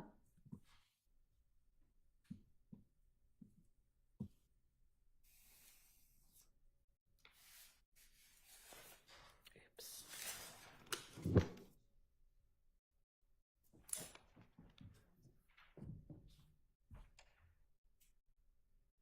It's a short video, so even if you're watching it for the first time now.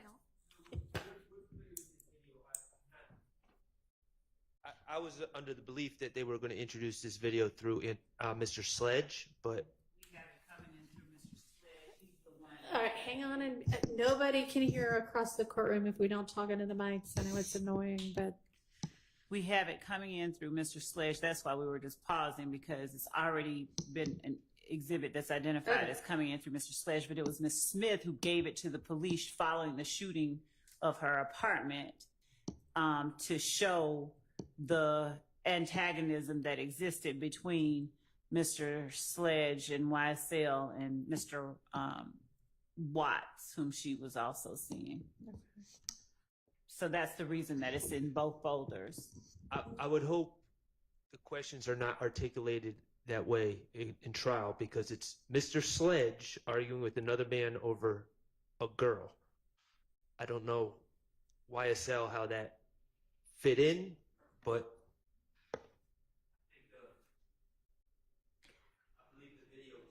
I see it coming. okay, well, that may be, it probably will. And if it's presented that way, then y'all will have some good subject matter for your cross-examination. That there's Mr. Sledge, since it was mentioned, Mr. Sledge said, oh no, it wasn't over a girl.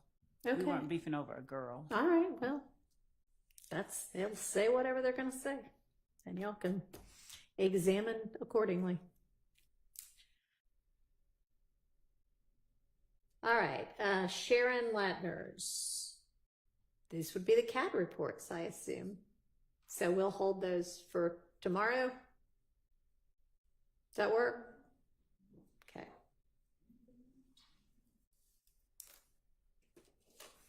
And tomorrow y'all can tell me what parts of, if any, of those y'all think might be excludable as hearsay without an exception. All right.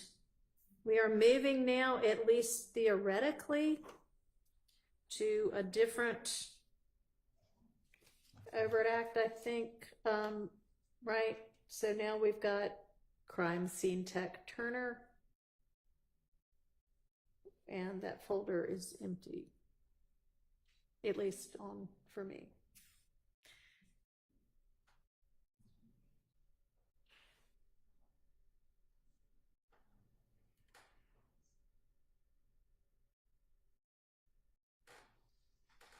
Do y'all have something in y'all's folders for that? They're empty for y'all too? Okay, well, maybe that was just a mistake. Is there supposed to be something in that folder? I'm going to check. I think that we may have already. All right, we'll come back to that one. Y'all check on that tonight.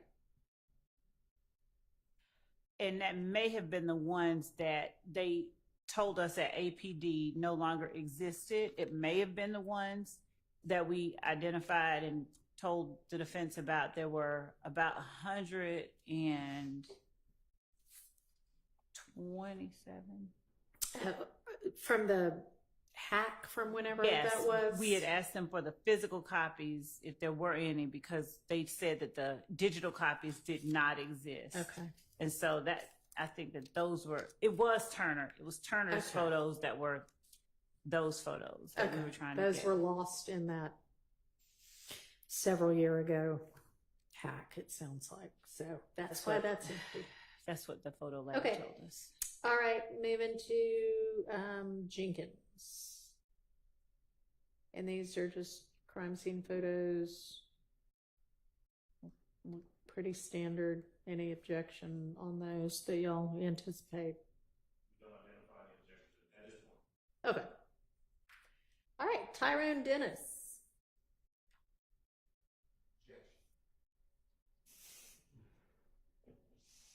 All right, let's walk through it kind of one by one. All right, so the first thing is what's identified as States Exhibit 71, Act 78, and then the lyrics to Bad Boy.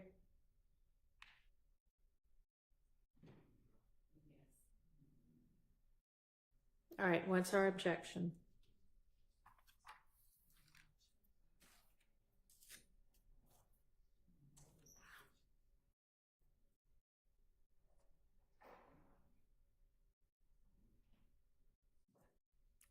And this is only if this hadn't already been litigated. If it has, it has.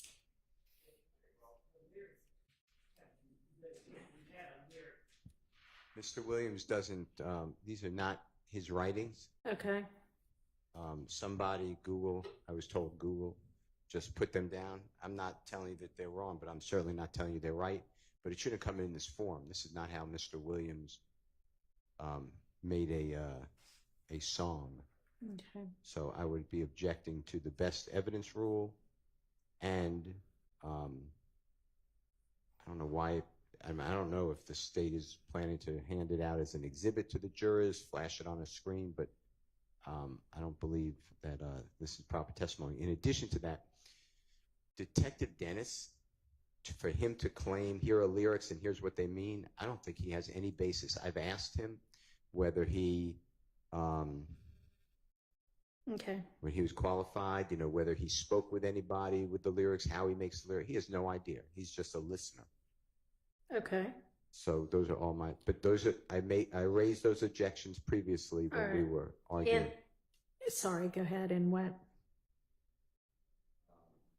And the court stated he made a preliminary finding, the prior court, that lyrics are admissions, confessions, co-conspirator statements, and if a proper foundation is laid, then he will decide later if they come into evidence. That's Okay. pretty much how Thank it you. was.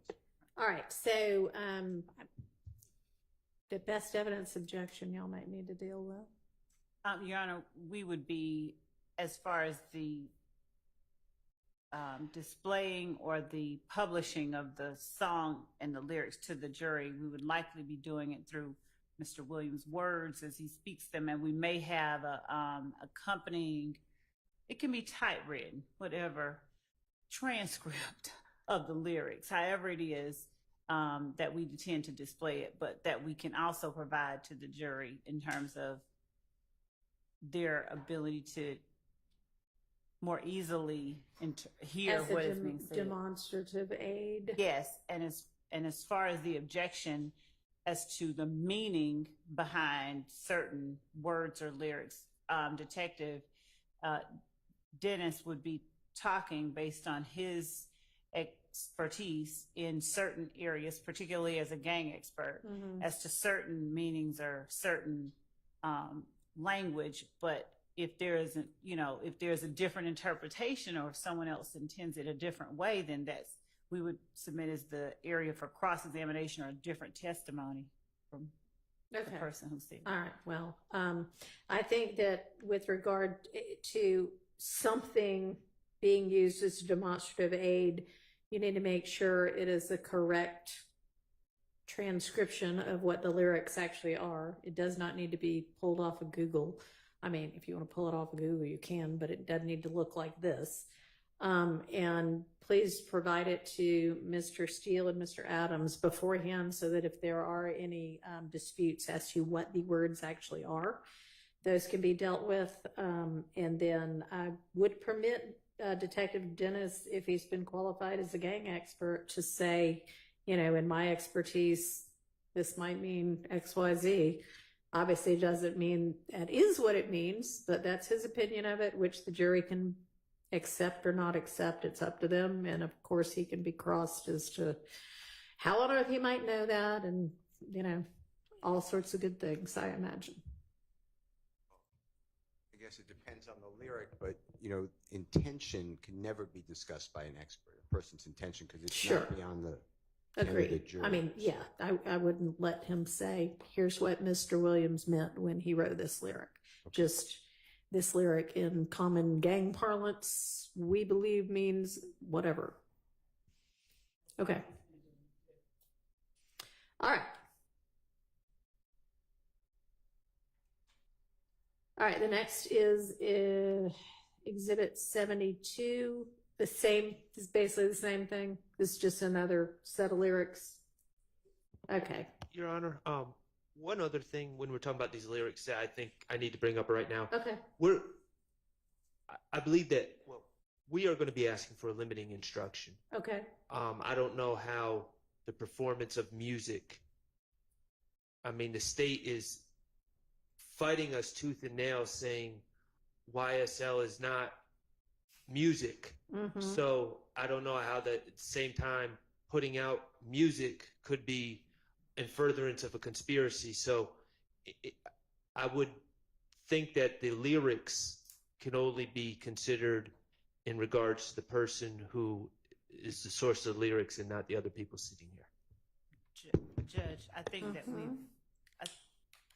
so one, we've never made the contention that YSL members do not rap. We have repeatedly asserted Yep. that there's that aspect of the game. Mhm. So that's not true at all. And I believe that the issue of who it comes in against has already been litigated. I will make certain, looking at the order that Judge Glanville has entered, but there is no limitation as to this only comes in against Mr. Williams because he's the one that said it. It's not a testimonial statement. We would argue it's at the very least a co-conspirator statement, but and at times there are adoptive admissions, at times it's a party opponent, but there are various hearsay exceptions that allow these statements in. And Judge Glanville, we're looking at the order, but I believe Judge Glanville specifically ruled that they come in as co-conspirator statements. We'll look back at the order he wrote and entered after our very, very long hearing on this matter. Okay, well, y'all let me know about that. And if y'all want a limiting instruction, you can certainly propose one and I will take it under consideration.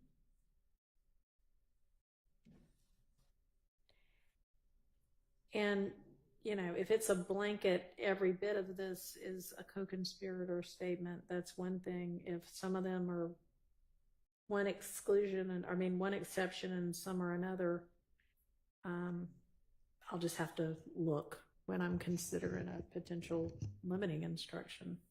And Judge, also, when we intend to enter certain statements made by certain of the defendants in that they have put a beat behind, we don't intend to play all of the words to all of these songs by any means. So we'll extract the words that we intend to introduce and make certain they're aware of those. And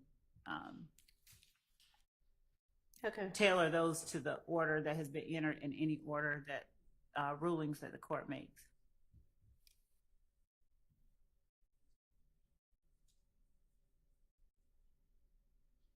Okay, thank you.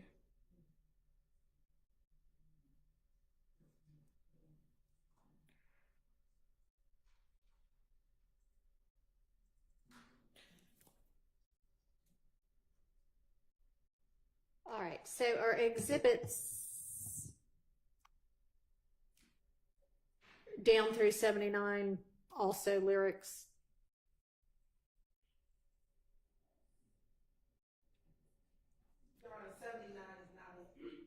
A lyric, 79 is so a video. sorry, then 71 through 77 are all lyrics. Yes. Okay, so the ruling would be the same as to each of those. All right, so now we'll turn to 79, which I can't seem to open. It's a picture, actually. Okay, I can share it. Well, okay, thank want me to you. share it, Sean? Sure.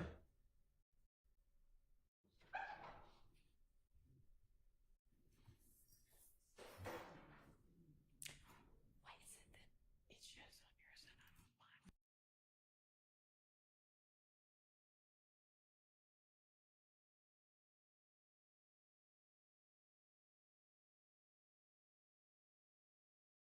Okay. Okay, it's already in. But I don't think the caption. I couldn't hear you. What'd you say? We believe that's in already. We agree. Okay, Mr. Steele, did you say something about Brutin? That's what I'm reading, but no, I said the same thing as Ms. Adams. Okay. I cannot be 100% sure, but I But believe y'all, it's. all right. Well, if several of you over there think it is, and y'all think it might be The caption may not be. okay. Any issue with the caption?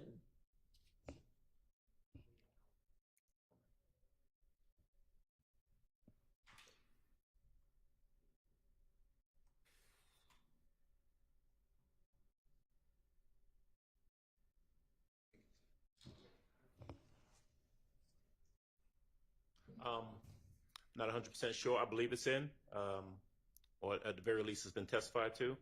But I guess when we find the original. All right, y'all can let us know on that one then. Judge, did we reserve on some of the 71 through 77 because we were going to check the order, Judge Glanville's order? I want to reserve on 74. Okay. Yeah, And- we did. We're gonna Okay. get the order and then come back to that. All right. Thank you. Thank you.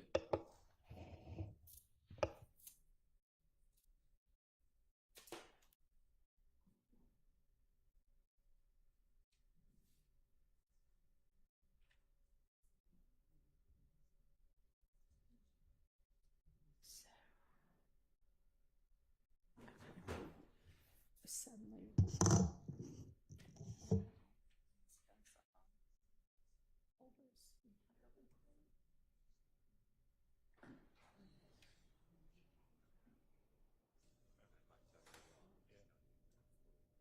seen it.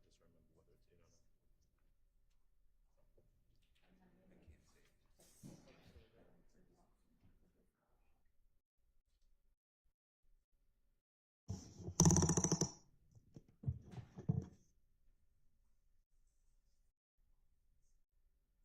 Sorry, y'all. Somehow everything got closed, so I'm opening it back up. Okay, so then next would be Exhibit 82. Is that already in by chance? I don't believe it's in. I believe we've discussed it in regards to another witness Okay. previously. I don't have any problem with it personally.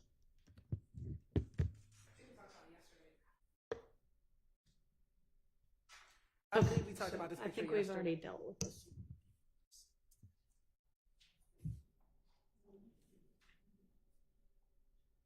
All right. States Exhibit 83, what is it, Lima Lima, LL? Not that up on my NATO phonetic alphabet. I got it right. Lima Lima. What is, I mean, I know what this is, but what does this have anything to do with? Your Honor, that is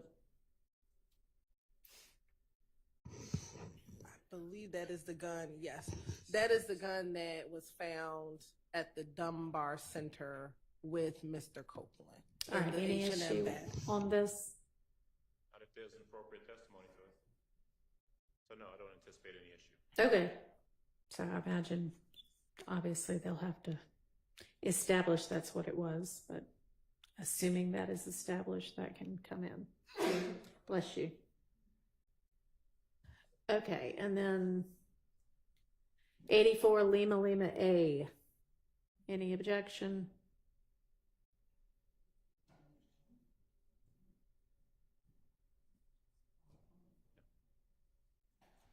If this is this the black and white picture, Your Honor? No, this is a video of a club. So this is, Your Honor, September 30th, so the night preceding the October 1st overact with Mr. Kendrick and Mr. Arnold, where Mr. Arnold gets into a fight at Magic City. This is a video of that. And that's also 84, it's 84 LL A and 84 LL. Okay. Any issues? Evidentiary issues? Not assuming they can lay the appropriate foundation. Okay.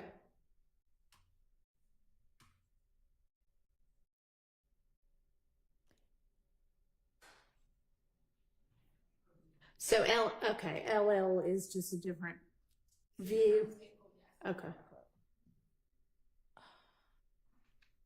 So, and then there's another 84 LL.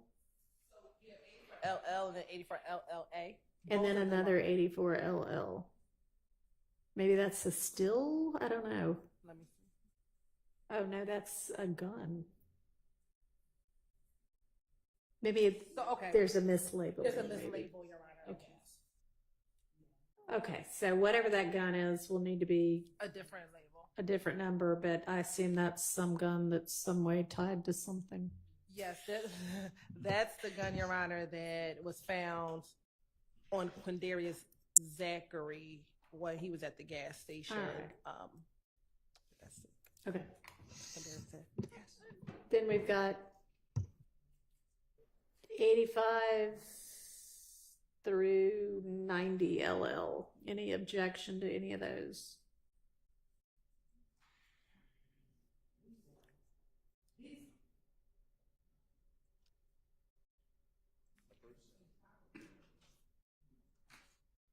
One of them we've already. So 85 LL is the interview of Mr. Kendrick. Okay. Yeah, and we've already dealt with All the right. PowerPoint, which is 86. All right. 87 as well. We've dealt with 87 already. Yes. 'Cause Okay. that's Oh, yeah, that's okay. we've not dealt with 88. 88. Any objection to 88? Yeah, evidentiary objection. I'm sure we'll be objecting to the commentary on this posting. Well, except for the ones by Mr. Stillwell, I suppose, because so.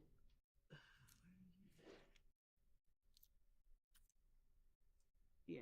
Okay. We wouldn't have any problem taking out anything that Mr. Stillwell doesn't post. Okay, yeah, I mean, that's going to be done for all of these kind of Instagram-y type posts anyway, right? Yes. Okay. All right.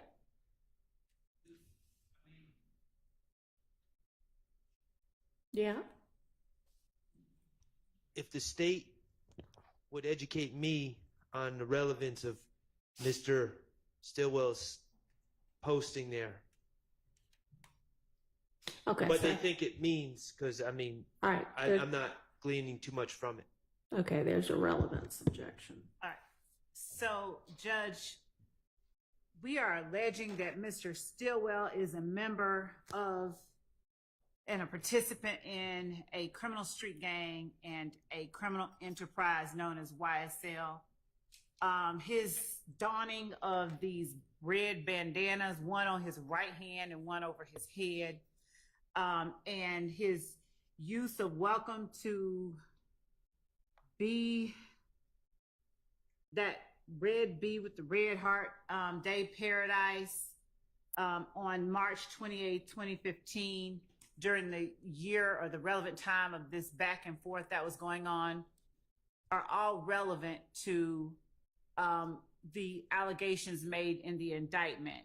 So with relevance being Your Honor, I the bar that it misspoke. is. Hang on, don't interrupt. I'm withdrawing. Oh, okay. I misspoke. I thought they were saying that someone replied to Mr. Stillwell, and I thought Okay, they were no, saying that was his She's post. taken all that off. Okay. All right. I'm good. Thank you. All right, thank you. I think that's 100%. Anyway, not a heart. Had to get my glasses out for that one, but I think the argument would be the same. Okay, so that objection's withdrawn. Long as, yeah, you just need with all of these to take off the comments. Same with 89. Yes. Any issue otherwise to 89 LL or 90 LL. Well, 90 LL is not a photo, it's a video.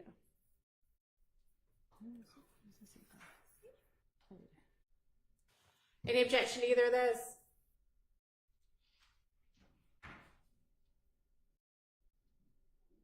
No, Your Honor, as long as they keep my client's comment on that exhibit as well, where he Good. sarcastically says we beefing, mocking the idea that there's gang rivalries.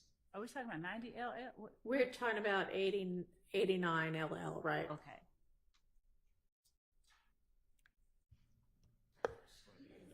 I don't actually see that. He doesn't say his client says dripping through Cali with some real ends at Gotti with that red B. His client is not listed under the 6 comments that are going to be taken out. Is there like some comment later that isn't shown maybe? Because I don't see it on this. You're right. I think he's talking about, correct me, the first comment says at SB with the we beefing, but I don't think that that's Mr. Stillwell. That's Okay. the other person posting that she's beefing with him. What's going on is Mm-hmm. these comments are in dark blue on the black background, so I'm Right. only seeing the white. So I'm seeing my client commenting we beefing, which obviously would be sarcastic. He's sitting next to his friend, but now I see the blue that Okoya having her way posted that. So Yeah.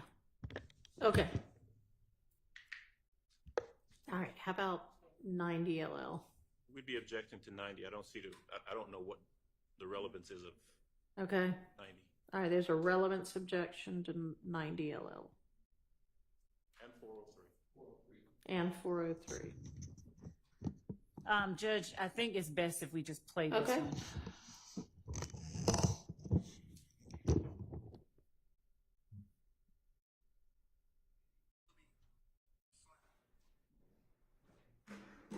Big B, Lil B, Slime, YSL, Crip Killer.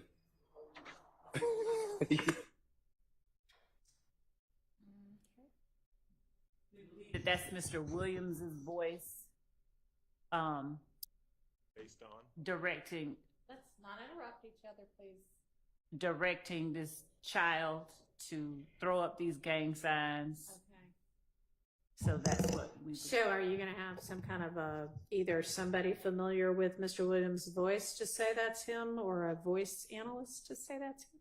We would have someone that we believe is familiar enough with his voice to say that that's him. Okay, well, we'll see. on behalf of Mr. Stillwell, we're going to ask for a limiting instruction. if that's admitted. All right, provide, proposed one, please. On behalf of Mr. Williams, Your Honor, what Mhm. is the import of this? So I understand it's prejudicial because a person may think that a young child using what I would consider gang language with their hand signs Mm-hmm. may be inappropriate. But why would this matter here? The lyrics are coming in. Mr. Williams is constantly changing the letter B to, or letter C to a B. Like instead of Cleveland Avenue, Believeland Avenue, there's a whole bunch of lyrics that Judge Glanville let in. There are tattoos on Mr. Williams' body that has already come in that shows the letter B and alleged other supposed gang symbols. They have introduced, they being the court has admitted into evidence, exhibits showing things like a green snake or an emoji with a B on it. I just don't understand why the child is an important part of this mission to find the truth here. And Mr. Williams' voice, I find it to be wholly prejudicial, and I find the probative value to be scant. All right, let's hear from the state. So, Your Honor, as the court is aware, the rules of evidence are rules that favor admissibility, and 403 should only be used in extreme situations, and Mr. Williams, not the state, bears the burden of showing when something is shown to be relevant, it's presumptively admissible, and he bears the burden of showing that its prejudicial effect substantially outweighs its probative value. And Mr. Williams has said nothing about the prejudicial effect of this video with his child, with Mr. Williams dictating to this child, throw up B, YSL, Crip Killer, which are all things that Mr. Williams has attempted to distance himself from throughout the entirety of this trial. He has asserted that all of this is, not real. All of this is, just a facade. And the more that the state is able to show to the jury that this is, in fact, not a facade or not someone pinning on Mr. Williams' designations that are not accurately pinned on him, then the stronger the state's case becomes. So our argument is that Mr. Williams has in no way shown that this video is substantially more prejudicial than probative. All right. Your Honor, with respect to Mr. Huey, we would also chime in on the 105 instruction, but notwithstanding that, Your Honor, can you hear me, Judge? I can hear you. I don't think that's working, but I can hear you anyway.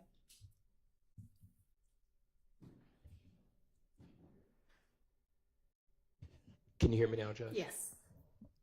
So we would also ask for the 105 instruction on behalf of Mr. Huey, but notwithstanding that, Your Honor, this is extremely prejudicial from the standpoint of having a child hold up these gang signs and so forth and so on, what appears to be gang signs. And again, this is going to be one of those scant and cumulative aspects of a piece of evidence that if the court allows it to come in, it's going to be drug in for the sake of its prejudicial effect. Clearly what 403 says we can't do. So I would ask the court to take that into consideration. Okay, well, I'm certainly considering the appropriate law. Yes, sir, Mr. Steele. There's also another, I can't find the exhibit number, but there's a video that came in over objection that Mr. Williams is doing something similar, or someone's doing something similar with a child. All right, why don't y'all get me that, and I'll consider whether there might be a cumulative issue here. But with regard to just 401, 403, it's certainly relevant, and I agree that it's prejudicial, which, case after case says most of the state's evidence is prejudicial against defendants. I don't think it's substantially more prejudicial than probative, considering part of the conspiracy they allege is preserving, protecting, and enhancing the reputation, power, and territory of the enterprise by the posting of messages, images, videos, and songs demonstrating alignment to the enterprise and a willingness to engage in violence on its behalf. I mean, it's wildly probative to that. And Your Honor, we're also going to ask for a Rule 105 instruction on behalf of Mr. Kendrick, and Well, we echo the comments made by the others. Okay. Yes, ma'am. We don't believe that a 105 instruction on this type of evidence is appropriate. It's not a testimonial piece of evidence, a testimonial statement. So we would ask that a 105 instruction not be given in instances where this is the evidence being presented. And we would also submit that Jeffrey Williams is alleged to be the leader of this gang, and in having or directing this child and other children to do things like he's doing, he is, in effect, he's starting early and starting young. That is part of the state's theory in this case, that this gang recruits young children, and this is what it ends up being. Judge, I think there was a piece of evidence that came in on, or we reviewed a child on yesterday, if I'm not mistaken, that we saw in an image. It was either posted. Yeah, but I don't remember that being anything that the child was doing in response to somebody directing them to do it. I think it seemed like the child was, I mean, I'd be happy to look at it again, because that's not specifically what I was looking at it for then. But if that's what y'all are thinking about, you know.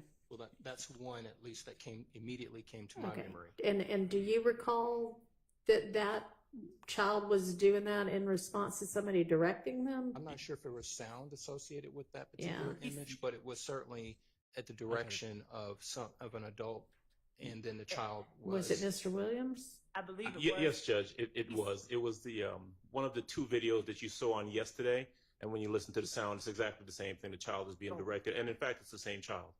Okay. He says Big B, Little B. He doesn't say Crip Killer. He doesn't say YSL. All right, that is not cumulative, if that's the only one that y'all had in mind. So that's, I'm overruling those objections. Okay. I think that takes care of that. Witnesses, exhibits, at least for now. Martinez Arnold. I see there's a plea agreement in that one also. Same grounds as before. Is there anything in particular on that one? I know there was. This isn't the same one we talked about before, is it? No. Mr. Sledge. Okay. It will be similar grounds. You know, he's testifying, so why do we need a plea agreement? And the state wants to put it in, my understanding. And it would be continuing witness because it's a statement, and he could testify to whatever, and then he can get impeached. All right. Well, continuing witness is only about whether something goes out to the jury or not. Correct. So that's not relevant to whether it actually comes in or not. And then it's the state's intention to use this only if you need to impeach him as to something? Correct. Okay. Correct, Your Honor. And if he's truthful, then we don't need to accept, I mean, if he's truthful, then we don't need to go and show and introduce this as an exhibit. And I'm assuming they're talking about the factual acknowledgments, not the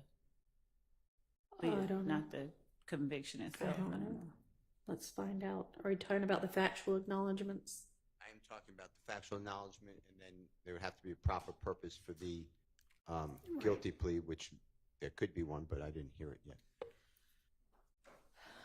All right. Is there anything about the factual acknowledgments here? Like, I know that last one y'all were saying, I don't think this person has any firsthand knowledge. Is there anything like that I need to look at in particular? Okay. All right. And so for these people, you just intend to have them admit they pled guilty?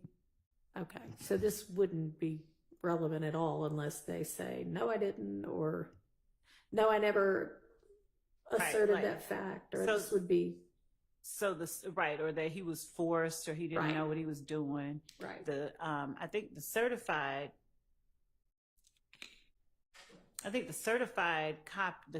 conviction might actually be proper evidence. I need to think about that. But as far as the other stuff that they're talking about, yeah, and you can certainly, I guess, tender that if you want to. yeah. But Normally- the other information is only, as we said earlier, if someone isn't truthful in the stand. Right. Okay. Thank you. All right. The next item in there, I can't open, so I don't know what that is, but if y'all can open it and you know what it is and don't have an objection, then it doesn't matter that I can't open it. Your Honor, we're talking about the third one down? I was talking about the second one down because I don't know what that is. The one labeled like NT Fulton CODA and then some numbers. Oh, okay. Don't know why I can't open it, but we've already reviewed that one. Or no?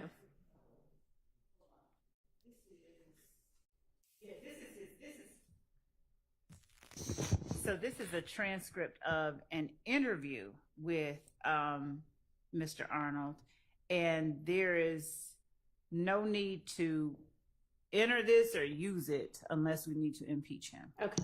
And I assume it's a certified copy that y'all would use if need be. I mean, I guess it wouldn't have to be, but It's not certified? okay. You mean of the transcript? Yeah. It's not certified. It's just a. It's a hallway conversation. Say that again. It's a hallway conversation. It's not- Hallway it's not in conversation. court. It's a not like 130-page transcript of a conversation.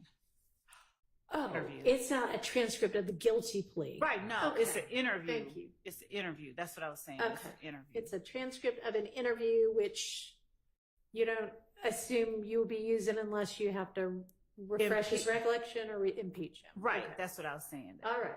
No problem. How about this next thing labeled recording? And let me just say, I don't know what Mr. Arnold's going to testify to or not testify to.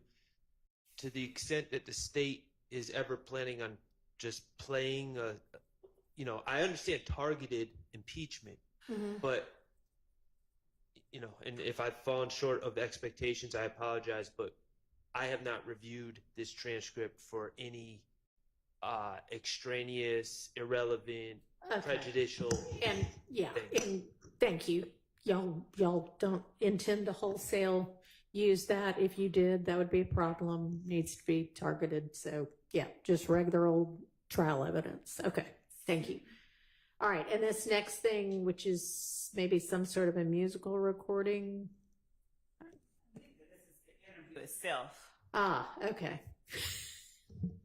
I opened it up and it shows a musical note. I guess that's just my media player. Okay. And then this last thing is a picture. Photograph, yes. Any issues on this one?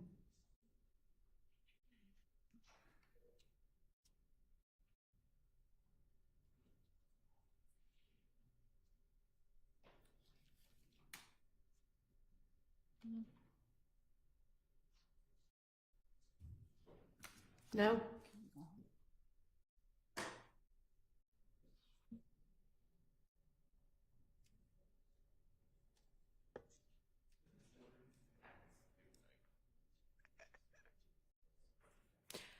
Okay, moving on to Officer Munson then.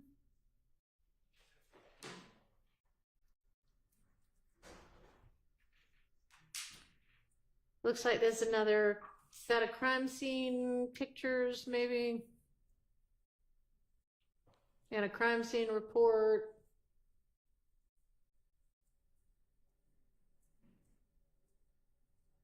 Couple of crime scene reports. Any issues on those?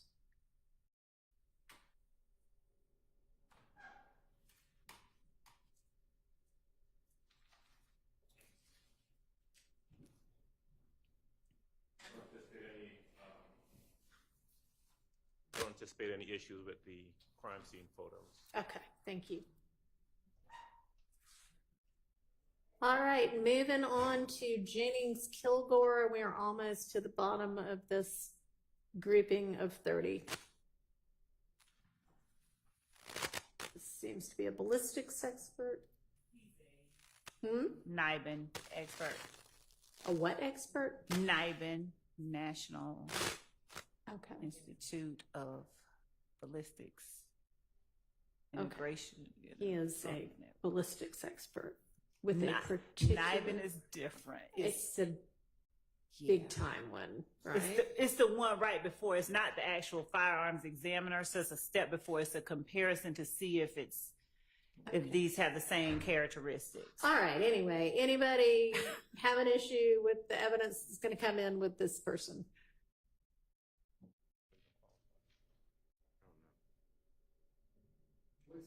I'm sorry, what is this?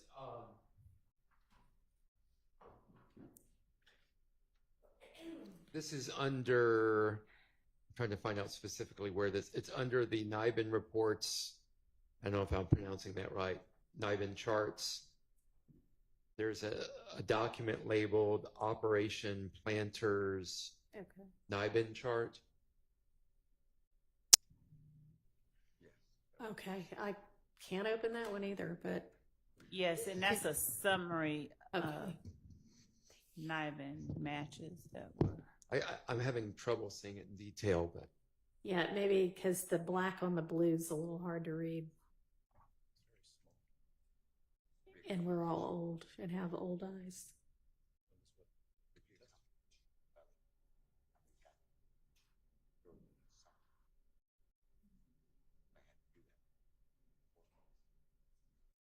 So is the question just kind of like, what does that say? what is that?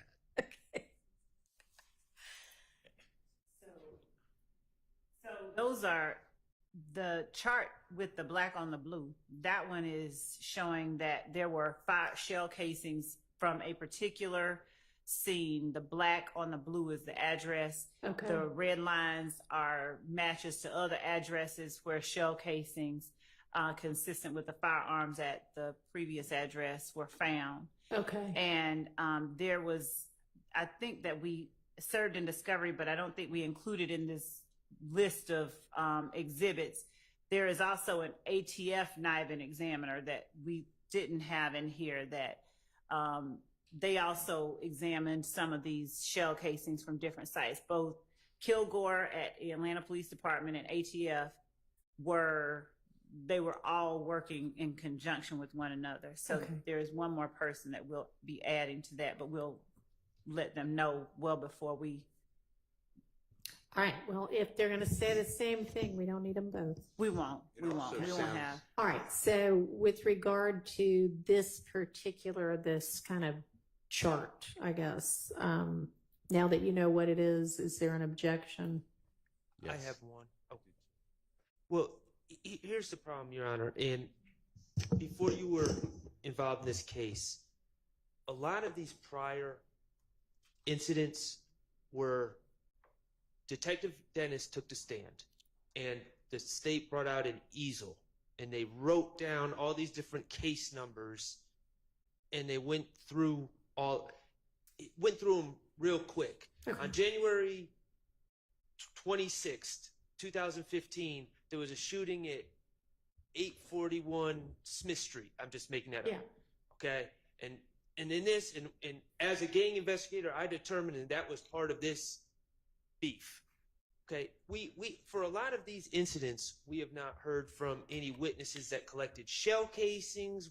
There's been no chain of evidence. There's been no testimony about the collection of evidence. Okay. So this is just like coming in without any basis or any foundation, and it would all be hearsay. All right. Is And he violate the Confrontation Clause as okay? well. Is he going to be testifying that he received the shell casings from each of these and did the exams, or that other person from ATF that you mentioned, or how is this going to get used?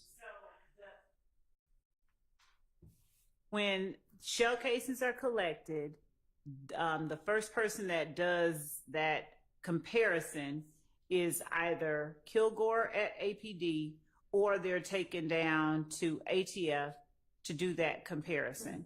What Kilgore or the ATF NIBIN person would say is this shell casing here was consistent with or had the same general class characteristics as this shell casing over here that was found at this scene, and produce what we call a hit. Right. So is Kilgore going to be able to testify that for each of those blue boxes, he did an examination or comparison, and that's what he came up with? Yes. For everyone that we have a match for, either Kilgore or ATF, Kilgore or ATF did that initial NIBIN comparison. I'm not sure what the objection is. If we're not going to have him talking about something somebody else did. If that's okay. So I think one of the objections is that thus far we have not heard shell casings were collected from this firearm scene and provided to Kilgore, and then Kilgore obviously would say, yeah, I got them and I did this evaluation. Is that all of that foundation is going to have been laid in evidence by the time he gets here to testify to this? Yes, that's why we have the crime scene technicians coming up talking about what they collected. Right. So it sounds like by the time we get to this, that will have been done. Be a two-way connection, though. It can't just be we collected. I'm using an example. We collected. Certainly, we've had the crime scene, or we will have had the crime scene technician, I believe, from the January 10th incident. So we'll know what was collected, and it was sent to Kilgore, and it was sent to NIBIN, and we get that. But if they're going to say, well, it matches another crime scene, the expert in the lab can't say that unless we know. They can say, I guess, presumably it matched another bullet in the database or something like that. But unless there's a link to an individual crime scene, yes, we collected this and it matches up, that's still based on hearsay. Kilgore or whoever the expert in the lab would be testifying based on hearsay about where that other ballistic evidence was collected from, unless we hear from the person who collected the evidence. And we would. So I don't know why. I don't know why we're arguing at this level. We're not arguing. We're trying to clarify. So, for instance, and I can't see them, but the very top two on there, you know, they apparently say, okay, this crime scene A and crime scene B. We will have, and this person, Kilgore, will be able to say, I did a comparison of bullets from crime scene A and bullets from crime scene B, and they're consistent with having been shot from the same gun or something similar. The question on the floor is, okay, will we have already heard not only the chain of custody for Kilgore getting the crime scene A bullets, but the chain of custody for Kilgore getting the crime scene B bullets? Yes. So we would not have, yes, all of the foundation. I don't think chain of custody, like, you know, specific, like every link in the chain would be necessary, considering we would have the crime scene technician who would have collected it. We would have the testimony that when the crime scene technician has collected it, it comes to my department, my being Kilgore. This is the case number 150261534. And I compared it to case number X. Okay, so we will have both, just so I make sure I'm understanding you. We will have a crime scene tech from crime scene B say, I collected all of this and I gave it to the crime lab, or whom, I don't know if this is I put it in evidence. I put it in the, you know, box or whatever they do. And then we'll have Kilgore say, here's the way evidence gets to me, and this got to me that way. Yes. Okay. Does Yes. that answer your question? I mean, I guess it's yet to be determined whether we will hear all of that evidence, but the objection is going to be, if we don't hear all of that evidence, he can't testify to this. So do you understand that?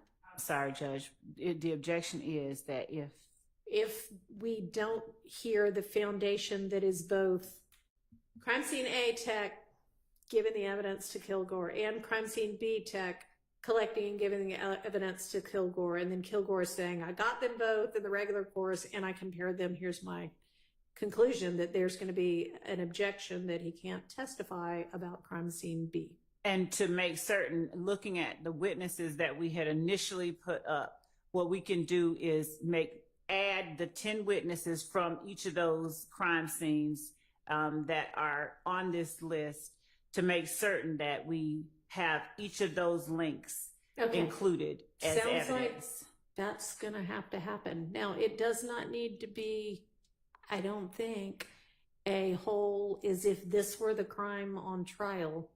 It would just be, it can just be, hi, I'm a crime witness scene number tech. 1 through 10 that I'm adding on. I collected this I went one. to this crime scene at this date. I collected Right. this evidence. I gave it to whomever. Right. Which should take 10 minutes. Okay. All right. She plans to now do all of that. Unless y'all want to stipulate that those bullets got to the crime lab in the normal course from whatever crime scene, which I don't see happening. So, okay. All right. So anything else with regard to Kilgore's, the evidence that would come in through Kilgore?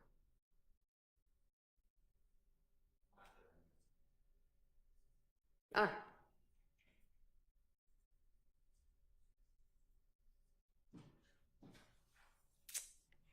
Then our witness number 30 on this list is Underwood. Is Underwood also a NIBIN expert? She's not. She's one of our and detectives and gang experts in this case. Okay. And she actually may have been the one. She was an ATF task force agent, and she also would have been instrumental in taking some of the evidence over to the task force versus APD's ballistics lab where Kilgore worked. Okay. To have it tested over there. Okay. Any issues with her evidence? Yes, because it's going to be repetitive. She is an APD officer, and she's going to be supposedly or potentially the same treadmill of information about YSL and IF gang, and this is what the policy is of the City of Atlanta Police, why we qualify people in a gang, and we've heard it from Detective Belknap, Detective Gaither, Detective Dennis. They have 5 gang experts allegedly from the same exact, they work together. Is this a gang expert? That's what I said. She may be a gang expert, but is she going to testify as a gang expert? I don't anticipate getting into anything overlapping. And actually, we were, before this last conversation, thinking of not calling her at all. But, okay. So she would be chain of custody only? Some chain of custody. And at this point, I don't anticipate calling her as another expert. But as far as the gang experts are concerned, Your Honor, I just point out that what we've done is announce to the court and to each of the defendants that our gang experts would not be talking about overlapping pieces of information. Every expert was talking about a different point in time as to their knowledge. Detective Underwood had an earlier knowledge of this particular street gang than did Detective Dennis. Detective Belknap testified to a different slice of time. Detective Dennis and Gaither were 2 people who worked as partners during the same period of time. But when we are alleging that this is a street gang that has existed from 2012 up until 2022, during the time of this indictment and even after, and we have every step of the way had cross-examination questions and the rebuttal assertion that this is not a gang, this is just a music label, and none of what you see really amounts to what the state is saying, to have gang experts who have an expertise in particular cuts of time that the gang existed is not cumulative. And the very fact that some of what they say overlaps doesn't in any way make what they're testifying about so cumulative. I understand. All right, so has this person already testified as a gang expert? She's not. She's just been qualified as one. Okay, so you do not anticipate having her testify in her gang expertise role just as custodian of whatever this evidence and getting it from one place to another then, is that right? At this point, like we said, at first we were, and then we were like. All right, and I would think that if for whatever reason you decide that's something you think you need to do, let's address that, because I don't think we need to hear, and I hear you saying we haven't heard the same thing, but we don't certainly moving forward need to hear the same thing. So, okay, that's clear. Thank you.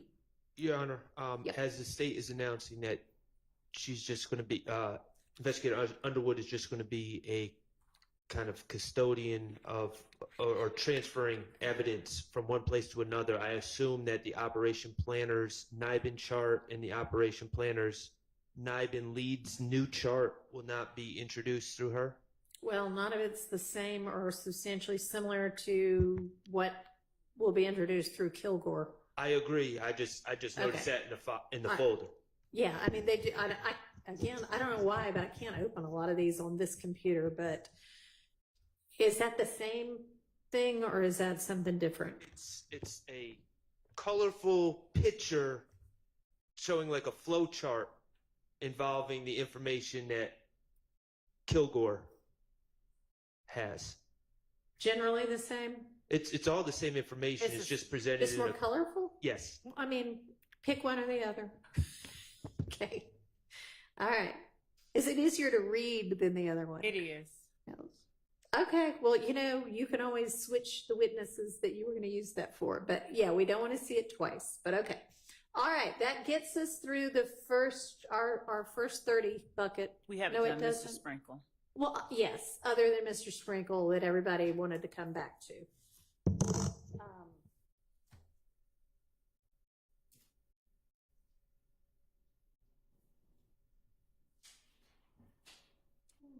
right. Trying to just look back through at things we need to revisit or visit for the first time.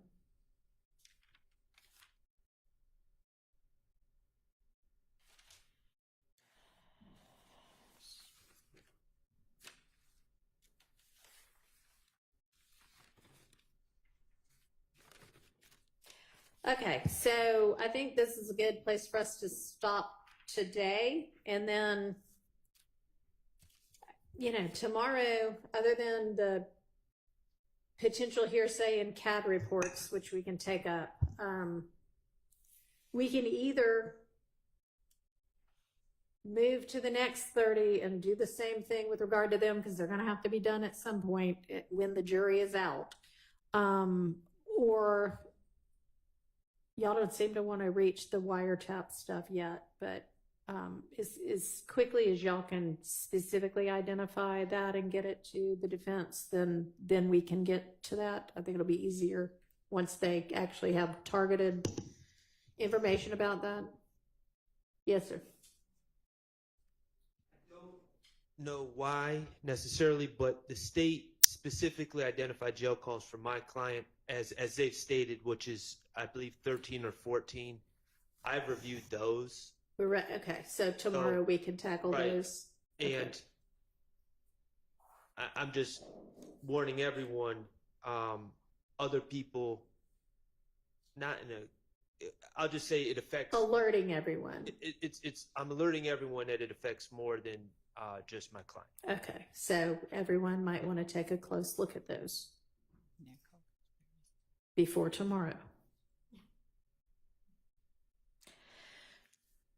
Okay, anything anybody needs to put on the record, make suggestions about for how to be efficient tomorrow, anything like that? Your Honor, it's State's Exhibit number 55W, which would target the child with the hand signals. Okay. If you can, it's 55W has been shown to the jury. Would it be easy for somebody to pull it up on screen for me? And is this just a still photo or is this a video? A short video. Okay. It was played for the jury. All right.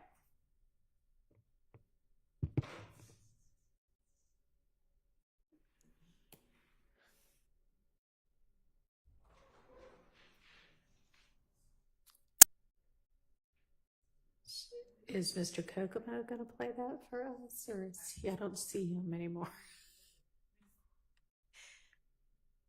I think the state's going to try to find it.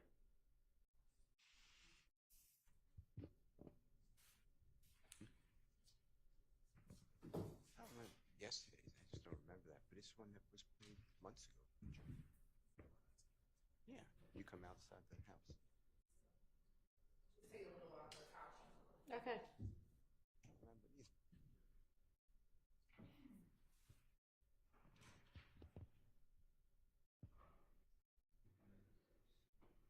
I have another matter while the state is All right. helping us.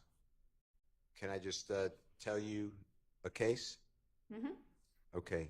So I believe that my concern about when it's dealing with the RICO conspiracy in Brutin, and then the person in custody is giving a statement, confrontation clause statement, talking about the enterprise, let's say.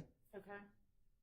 I have found that my argument has been rejected, and this is the 11th Circuit, United States versus Espinoza, ESPINOZA. It's 635 Fed FED period APPX 739. It's in Division B as in Barry, and it's 11th Circuit 2015. And the 11th Circuit found that we reject the defendant's argument that because the confessional statements may be proof that a RICO enterprise existed, which is a necessary element of the RICO conspiracy charge against both defendants, the statements trigger a confrontation right under Brutin. If the defendants were correct, then any incriminating statement made by one non-testifying co-conspirator would be inadmissible against the other, whether or not the statement facially incriminated the other co-defendant. Brutin's narrow exception to the general rule of admissibility does not extend this far. That's what I found. All right. So it's only triggers what we were saying earlier, Mr. Stillwell, Mr. Williams, but I was saying YSL or the crew, and I cannot find a case that supports that. All right. I appreciate you bringing that to the court's attention. Every attorney has a duty to be candid with the court, even if the case law does not favor the argument they wish to make. And so I appreciate that, because I have to say, unfortunately, everybody doesn't do that. So thank you for doing that. Okay. Do we have this ready to play? Oh, okay.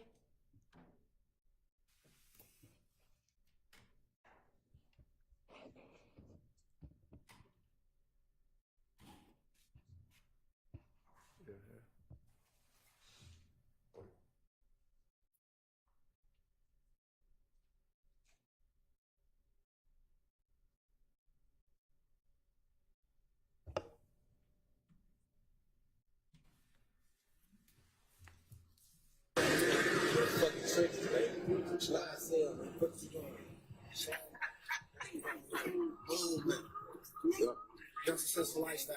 Oh yeah. Real fucking bleed, real sleep, aka bleed, nigga. Yeah. Slash shit. Man, but mud, we do this every day. You trip. I like to miss like this kitchen, man. Kitchen and it's behind. Fuck yeah.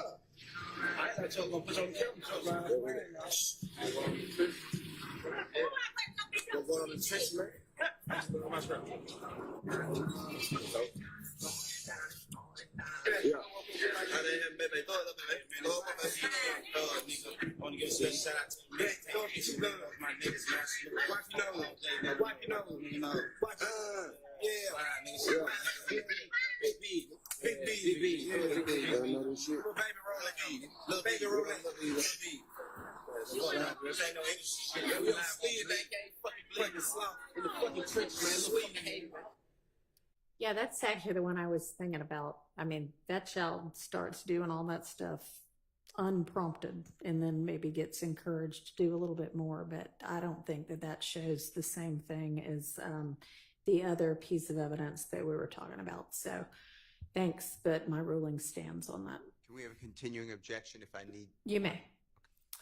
All right, I'll see everybody at 9 in the morning. Judge, Yes. one thing we did reserve, if you recall, waiting for the order from Judge Glanville on witness number 26, that's Dennis, particularly number 74. We can deal with that tomorrow easily, Okay. though.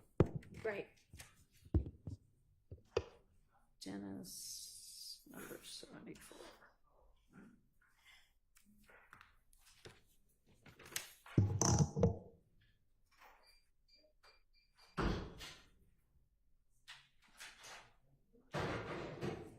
Mr. Harvey, was that one of the lyrics issues or was that a different item? Well, it's lyrics, but it's a video. Okay, Thank you. thank you.